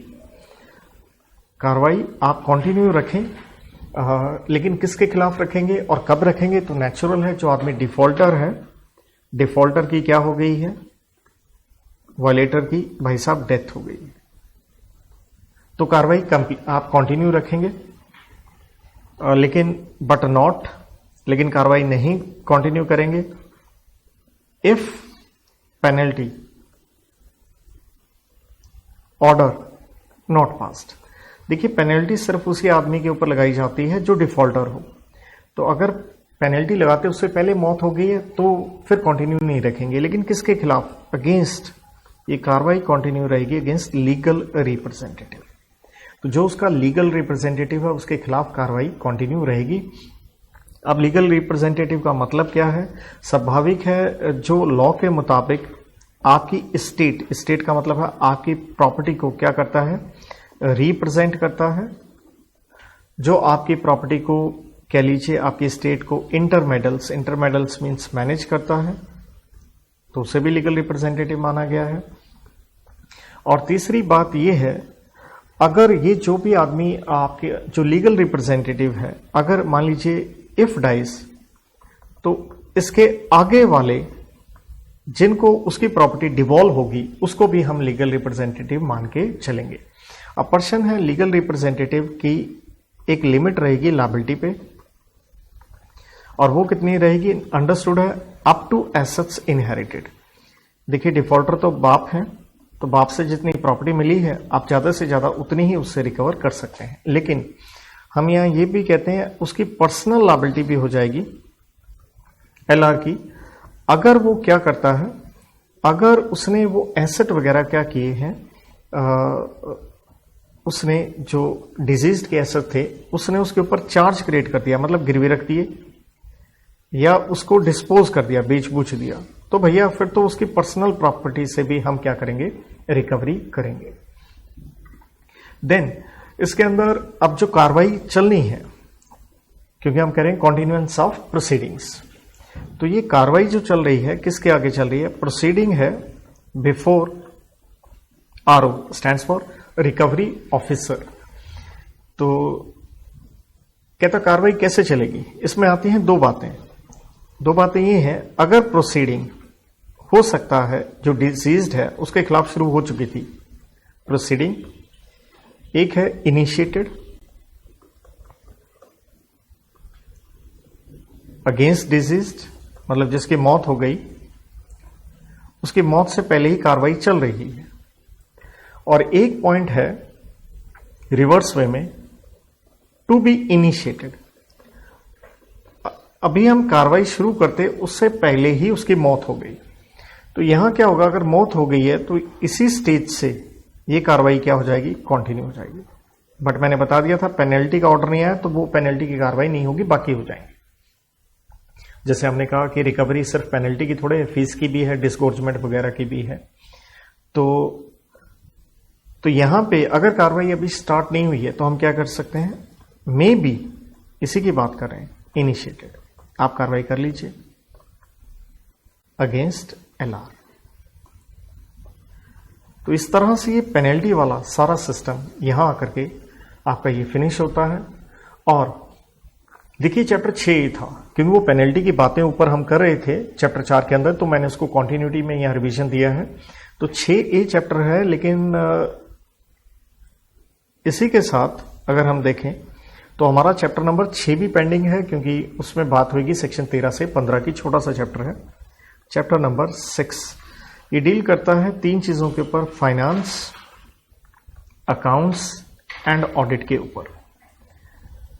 तो सेक्शन नंबर 13 डील करता है कि देखिए सेबी को चलाने के लिए पैसे तो चाहिए, तो ग्रांट्स कौन देगा, सेंट्रल गवर्नमेंट देगा, तभी सेबी अपने फंक्शंस इस एक्ट के डिस्चार्ज कर पाएगी। और 14 में क्या है, ये बढ़िया सेक्शन है, स्टार ले लीजिएगा। यहां पे एक फंड बनाया जाएगा जिसको हम नाम देंगे सेबी जनरल फंड, क्योंकि सेबी के पास पैसा एक तो सेक्शन 13 में ग्रांट से आया। तो सेबी जनरल फंड में किन किन चीजों से बनेगा, 3 चीजों से। एक तो हो गया जी ग्रांट्स से ये फंड बनेगा। नंबर 2, सेबी बहुत सारे फीस एंड चार्जेस कह लीजिए क्या करती है, इंपोज करती है, उससे बनेगा। एंड नंबर 3 आ गया अदर, कोई भी और अदर सोर्स कह लीजिए, वहां से ये फंड बनेगा। अब पॉइंट है इस फंड का आप यूज किस कार्य के लिए करेंगे, तो देखिए सेबी को चलाने के लिए उसको भी अपना कुछ रेवेन्यू एक्सपेंडिचर मीट करना होता है, और साथ में उसका कोई कैपिटल एक्सपेंडिचर भी हो सकता है। तो रेवेन्यू एक्सपेंडिचर में 3 चीजें कही गई हैं। एक तो देखिए उसका जो स्टाफ है उसकी क्या हो जाएगी, रेम्यूनरेशन आप पे करेंगे। देन सेक्शन 11 में हमने इतने सारे उसके फंक्शंस पढ़े हैं, तो उन फंक्शंस को इन्वेस्टिगेशन, इंक्वायरी, ये वो करना, इंस्पेक्शन, उसके ऊपर खर्चा होगा वो आप मीट करेंगे। देन हमने ऑब्जेक्ट्स अचीव करने, जो कोड की मैंने लिख के दी थी PPPE वाली, उसको अचीव करने के लिए जो खर्चा हुआ वो आप मीट करेंगे। कैपिटल एक्सपेंडिचर के ऊपर भी आप खर्चा कर सकते हैं, लेकिन इसके लिए कंडीशन क्या है, एक प्लान होगा और उसे अप्रूव करवाना पड़ेगा। वो अप्रूव करेगा, बोर्ड तो करेगा ही करेगा, लेकिन आपको सेंट्रल गवर्नमेंट से उसका अप्रूवल लेना पड़ेगा। देन यहीं पे एक इंटरेस्टिंग चीज और आती है सेक्शन नंबर 14 के अंदर, आपको एक रिजर्व फंड भी बनाना है। जैसे आपने बैंकिंग कंपनी से रिलेटेड सुना होगा कि नेट प्रॉफिट का 25% उन्हें रिजर्व बनाना पड़ता है, सेम वही चीज है। तो आपने एक ये फंड बनाना है, कितना बनाना है, 25%। किसका, जो सरप्लस बच गया है, किस में बच गया है, जीएफ में। जीएफ स्टैंड्स फॉर, जो ऊपर हमने पढ़ा, SEBI general fund, general fund में जो सरप्लस बच गया है। तो आप एक रिजर्व फंड बनाएंगे इन एनी ईयर, हर साल के अंदर कह लीजिए आप बनाएंगे। लेकिन ये जो फंड बनाना है आपने, इसमें ध्यान रखना है ये ज्यादा से ज्यादा इससे ऊपर बनाने की जरूरत नहीं है। And such fund, such means जो रिजर्व फंड का टोटल है, मैक्सिमम जो आप बनाएंगे वो कितना होगा, ये होगा टोटल ऑफ जितना खर्चा हुआ है, सालाना खर्चा of annual expenditure of preceding पिछले दो फाइनेंशियल ईयर में जो खर्चा हुआ है उन दोनों का टोटल कर लो, उससे ज्यादा नहीं। वैसे हमने कितना बनाना है 25%।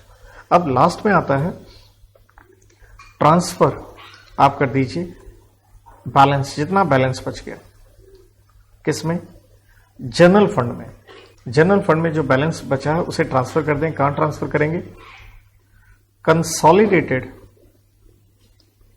फंड ऑफ इंडिया, भारत सरकार के फंड में आप इसे ट्रांसफर कर देंगे। और सेक्शन 15 देखिए अकाउंट्स एंड ऑडिट के ऊपर बात है, उसके अंदर ऐसे कुछ खास है ही नहीं। तो जो भी ये CAG stands for controller auditor general of India, ये आपको बताएंगे भैया कौन से अकाउंट्स बनाने हैं, ऑडिट करनी है, यही करेंगे। ऑडिट करने के बाद ये क्या बनाएंगे, एक रिपोर्ट बनाएंगे। रिपोर्ट बना के किसको देंगे, सेंट्रल गवर्नमेंट को देंगे। सेंट्रल गवर्नमेंट इस रिपोर्ट का क्या करेगी, बोथ हाउसेज ऑफ पार्लियामेंट के आगे पेश कर देगी। तो इसके साथ ये चैप्टर हमारा समाप्त होता है। लेकिन देखिए पेनल्टीज वाला चैप्टर जो 6A था उसका मैंने एक हिस्सा करवाया था पेनल्टीज, उसका एक हिस्सा रह गया जिसे हम कहते हैं एडजुडिकेशन। तो उसी पे मैं आ रहा हूं क्योंकि उसी के साथ मैंने यहां पे ये सेक्शन भी देखिए आपके लिए लिख के छोड़ा था 15JP। तो एडजुडिकेशन का मतलब होता है कि पेनल्टी का अमाउंट कितना लगेगा, असल में ये बताएगा कौन। सो एडजुडिकेशन सेक्शन नंबर 15I से लेके JB तक। तो 15I कहता है कि भाई साहब इसके लिए सेबी एक ऑफिसर बनाएगी, अपॉइंट करेगी, जिसको हम कहते हैं AO एडजुडिकेटिंग ऑफिसर। और ये कम से कम होना चाहिए एटलीस्ट, ये सेबी का ही कोई अफसर होगा, एटलीस्ट ये होना चाहिए डिवीजन चीफ ऑफ सेबी, मतलब इससे नीचे के रैंक वाला ये नहीं होना चाहिए। ऑब्वियसली ये एडजुडिकेटिंग ऑफिसर ने क्या इंपोज करनी है, पेनल्टी। तो ये क्या करेगा, पेनल्टी इंपोज करने से पहले एक इंक्वायरी करेगा और अगले के ऊपर पेनल्टी लगा रहे हो तो उसको क्या दो, ROH reasonable opportunity of being heard दो। और साथ में इंक्वायरी कर रहा है तो नेचुरल इसकी पावर्स भी होंगी। तो पावर्स वही हैं जो आप सिविल प्रोसीजर कोड की पढ़ते हो, वही समन अटेंडेंस वाली बुक्स वगैरह मंगवाना। अब AO अपना ऑर्डर देगा, हो सकता है इसका जो ऑर्डर है अभी अपना ऑर्डर देगा और हो सकता है गलत ऑर्डर दे दे, इसे कहते हैं इरोनियस ऑर्डर। तो अगर इसने गलत ऑर्डर दिया है तो नेचुरल है सेबी का ये ऑफिसर है तो सेबी इसके ऊपर एक इंक्वायरी करेगी और फिर उसको ऑर्डर को ठीक करेगी। सेबी फिर एक इंक्वायरी करेगी, इस ऑर्डर को ठीक करेगी और हो सकता है इवन आपकी पेनल्टी जो आपके ऊपर लगाई गई है AO ने, इस पेनल्टी को वो इनहांस कर दे। लेकिन अगर किसी की पेनल्टी बढ़ा रहे हो तो आप उसे क्या दीजिए, कम से कम एक reasonable opportunity of being heard पक्का दे। लेकिन इंपॉर्टेंट पॉइंट है ये जो इरोनियस ऑर्डर पे नया ऑर्डर सेबी का आ गया, इसके ऊपर एक लिमिटेशन है, मतलब एक लिमिटेशन पीरियड है कि इसके अंदर ही आप ये ऑर्डर दे सकते हैं। और ये बताया गया है 3 महीने, जिस दिन क्या आ गया ऑर्डर ऑफ AO, उसके 3 महीने के अंदर अंदर सेबी इस ऑर्डर को करेक्ट कर सकती है। या फिर अपील अगर आपने करी है, कहां करी है, सैट में करी है, जिसके ऊपर हम सेक्शन पढ़ के आए थे 15T। और ये अपील सैट डिस्पोज करती उससे पहले, विच एवर इज अर्लियर, उसके डिस्पोज करने से पहले और ज्यादा से ज्यादा 3 महीने के अंदर ही आप ऐसा कर सकते हैं, वरना आप कर नहीं पाएंगे। 15J कहता है आप किन किन फैक्टर्स का ध्यान रखेंगे। ये हर एक्ट में सेम रहते हैं। पेनल्टीज इंपोज करने से पहले 3 चीजें ध्यान रखनी चाहिए। कितना आपने डिसप्रपोर्शनेट कह लीजिए, आपने उससे फायदा उठाया, गेन आपने लिया है गलत कार्य करते हुए, या कितने आपने नुकसान पहुंचाया है मार्केट को, इन्वेस्टर्स को, और कहीं आप ऐसा तो नहीं हैबिचुअल ऑफेंडर है, रेपिटेटिव डिफॉल्ट कहीं आपका हो। तो इन फैक्टर्स के हिसाब से आपके ऊपर पेनल्टी लगाई जाएगी। तो ये है 15JA। 15JA कहता है पेनल्टी लगा दी गई है, उससे जो पैसा आया है ये पैसा कहां डाला जाएगा, क्रेडिटिंग। तो ये पैसा जैसे अभी हमने सेक्शन नंबर 14 में भी पढ़ा, ये डाल दिया जाएगा कंसोलिडेटेड फंड ऑफ इंडिया के अंदर। तो जेए के बाद आपकी स्क्रीन पे सामने ही है, हम बात किसकी करें, settlement of administrative and civil proceedings. तो कहता किसके खिलाफ कार्रवाई हो रही है, तो कार्रवाई हो रही है, कार्रवाई कौन सी हो रही है। पहली बात देखिए, इधर मैंने ये लिख के दिया था कंडीशन वाला पॉइंट, राइट। तो यहां पे यूं कह लीजिए प्रोसीडिंग या तो इनिशिएटेड है, स्टार्ट हो चुकी है, और टू बी।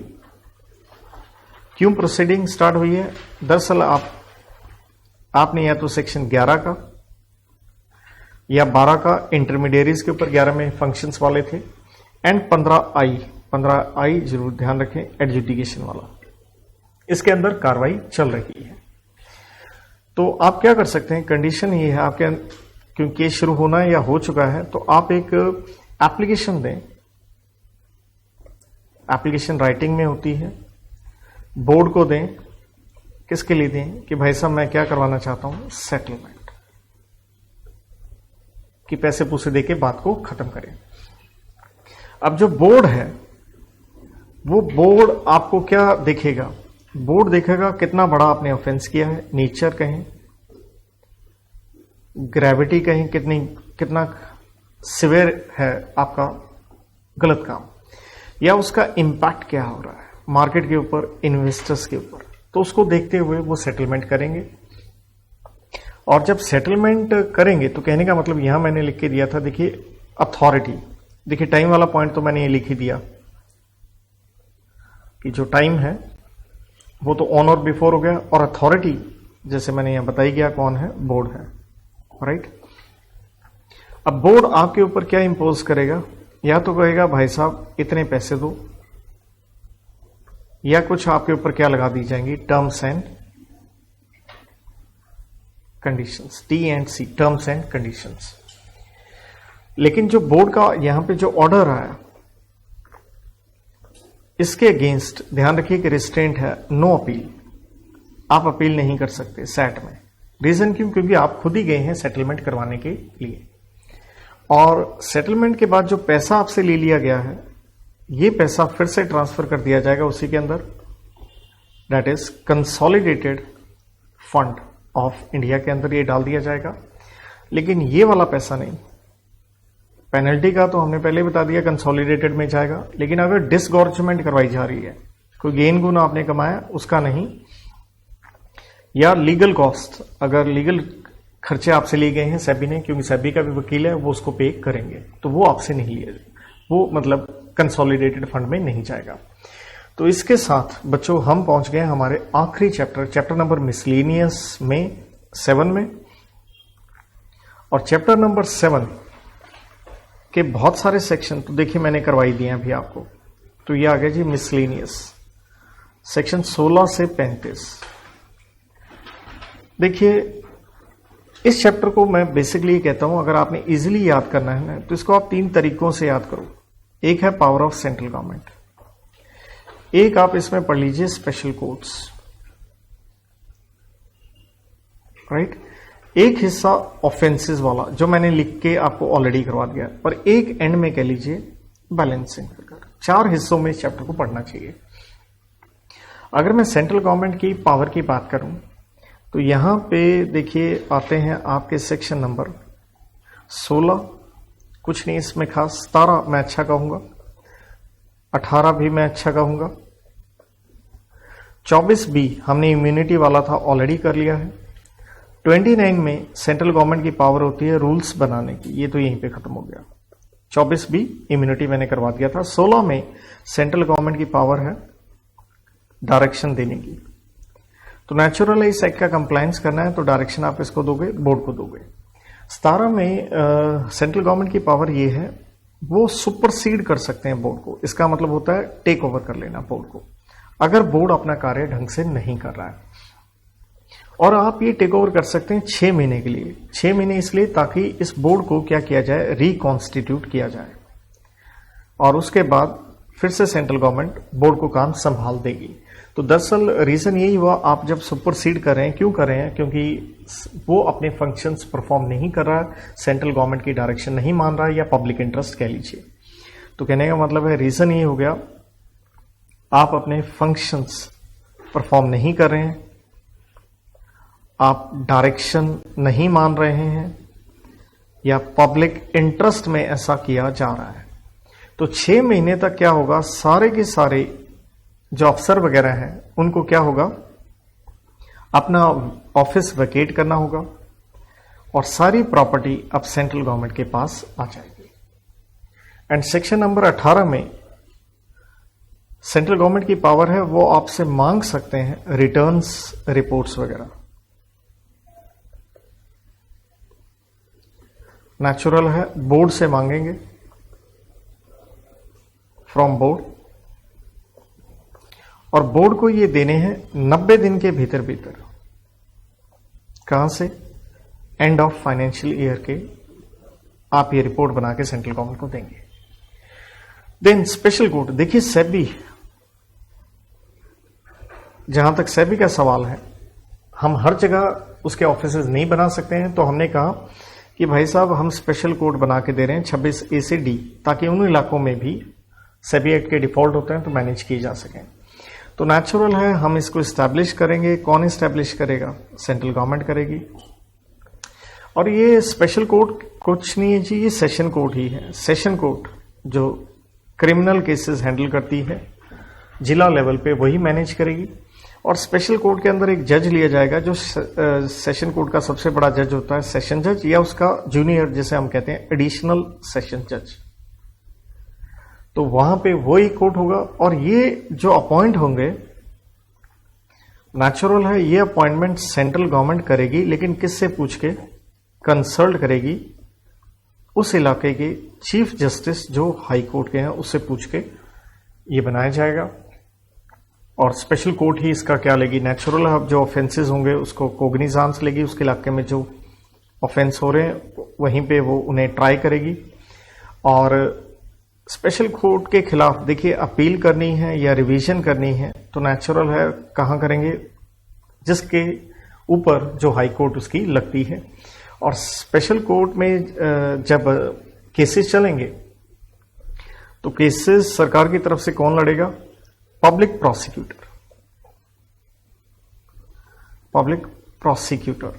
और ये पब्लिक प्रोसिक्यूटर जो सरकारी वकील होता है, इसकी क्वालिफिकेशन ये है, ये 7 साल का या तो हो एडवोकेट, या यूं कह लीजिए 7 साल तक ये गवर्नमेंट में किसी सर्विस लीगल ऑफिस में है। LO लिख रहा हूं, ये लीगल ऑफिसर है, सरकार के पास यहां पे कोई ये काम लीगल पोजीशन पे काम कर रहा है, लेकिन 7 साल का इसका तजुर्बा होना चाहिए। देखिए जहां तक ऑफेंसेस वाले सेक्शनों का सवाल है, मैं बात करी है, 24 की बात कर दी, 24A की बात कर दी, 24B की बात कर दी, 28A में मैंने रिकवरी की बात करी, 28B में देखिए कॉन्टिन्यूएंस ऑफ प्रोसीडिंग की भी मैंने बात करी है। तो इसके बाद इस चैप्टर में से बचा क्या, अगर आप गौर से देखें? देखिए सेक्शन नंबर 16 हो गया, आपकी स्क्रीन पे है, 17 हो गया, 18 हो गया, तो पीछे बचता है सेक्शन नंबर 19। तो 19 की अगर हम बात करें तो देखिए सेक्शन नंबर 19 में आता है डेलीगेशन। कौन डेलीगेशन करेगा? यहां डेलीगेशन कर रही है, बोर्ड कर रहा है, अपनी पावर कर रहा है, वो अपने किसी ऑफिसर वगैरह को कर सकता है। तो ये सेक्शन कुछ नहीं है, आप छोड़ भी दीजिए, पेपर में इसमें आने वाला है, सच कुछ नहीं है। और सेक्शन 20 अपील है, लेकिन इसकी आज के दिन कोई सेंस नहीं होती, क्योंकि ये अब आपने सेट वगैरह बना दिया तो इसका कोई लेना देना नहीं है। और सेक्शन नंबर 21 की बात करें तो ये एक सेविंग क्लॉज है। सेविंग क्लॉज का यहां पे जो मतलब दिया गया है कि भाई किसी को भी कोई एग्जाम्पशन वगैरह नहीं दी जाएगी। 22 में ये जितने के जितने अफसर हैं, ये मैंने पहले ही बता दिया था, ये पब्लिक सर्वेंट्स हैं, तो ये सारे सेक्शन कुछ है नहीं भाई इनके अंदर। 23 में ये सारे के सारे पब्लिक सर्वेंट हैं, तो इनको एक प्रोटेक्शन मिलती है। किस में मिलती है? इन गुड फेथ, कि इनके खिलाफ आप कोई कानूनी कार्रवाई नहीं कर सकते हैं। सेक्शन 24 हमने पहले ही कर लिया देखिए। और 25 की बात करें तो सेबी के ऊपर, सेबी को एग्जम्पशन दी गई है कि उसके ऊपर इनकम टैक्स नहीं लगाया जाएगा जो सेबी फीस वगैरह लगाएगी। और 26 में हमने ये स्पेशल कोड वगैरह देखिए सारा हमने पढ़ लिया है। देन 27 के अंदर ये हर एक्ट में होता है अगर ऑफेंस किया है बाय कंपनी ने किया है, तो ये मैं लिखूंगा नहीं क्योंकि कंपनी का मतलब है यहाँ बॉडी कॉर्पोरेट भी है, फर्म भी है, एसोसिएशन ऑफ इंडिविजुअल भी है, तो लायबिलिटी कंपनी के साथ साथ उसके ऑफिसर इंचार्ज की होती है। बच सकते हैं अगर ड्यू डिलिजेंस है, विदाउट देयर नॉलेज है, तो हर एक्ट में ये होता है। देखिए 28 की हम बात करिए आए हैं, 28 ए की हमने बात करी, बी की बात कर ली हमने, 30 का मैंने देखिए 29 का ये मैंने इधर लिख ही दिया था, यहाँ पे रूल बनाने की पावर है। 30 में रेगुलेशन बनाने की पावर है और ये पावर होती है बोर्ड की, सेबी की। और 31 ये कहता है कि जो भी रूल्स बनेंगे वो पेश किए जाएंगे बोथ हाउसेज ऑफ पार्लियामेंट के अंदर कम से कम 30 दिन के लिए। 32 ये कहता है अदर लॉज नॉट बार्ड, इसका मतलब होता है कि जो सेबी है, सेबी जो एक्ट है वो किसी और एक्ट के खिलाफ नहीं है, मींस डेरोगेशन नहीं करें, बाकियों के साथ चलेंगे, ऐसा नहीं कि ओवरराइडिंग इफेक्ट है। 33 देखिए सेक्शन नहीं रहा, इसे कहेंगे हम रिपील हो गया है। 35 भी रिपील हो गया है। और 34 में देखिए इसको आप यहां पे भी लिख सकते हैं, सेंट्रल गवर्नमेंट की पावर, ये पावर होती है सेंट्रल गवर्नमेंट की टू रिमूव डिफिकल्टी। इस सेक्शन का भी कोई सेंस की बात नहीं होती क्योंकि कोई भी नया एक्ट बनता है तो सेंट्रल गवर्नमेंट ये कहती है कि 5 साल तक कोई दिक्कत आएगी तो हम इसको ठीक कर देंगे। तो वैसे इस एक्ट को बने हुए तो 30 साल से ज्यादा हो चुके हैं। तो भाई यहां पे देखिए आपके सामने है, ये मेरा सेकंड पेज था और पेज में अभी तक मेरे पास जगह पड़ी है, तो 2 पेज के अंदर मैंने मेरी तरफ से आपको 100% एक एक सेक्शन के साथ रिवीजन देने की कोशिश करी है। ऑब्वियसली यूटिलिटी उस बच्चे के लिए ज्यादा अच्छी है जिसने एक बार ये एक्ट पढ़ा हुआ है, क्योंकि मैंने समझाया नहीं है, रिवीजन किया। So on this note, thank you, good luck, God bless.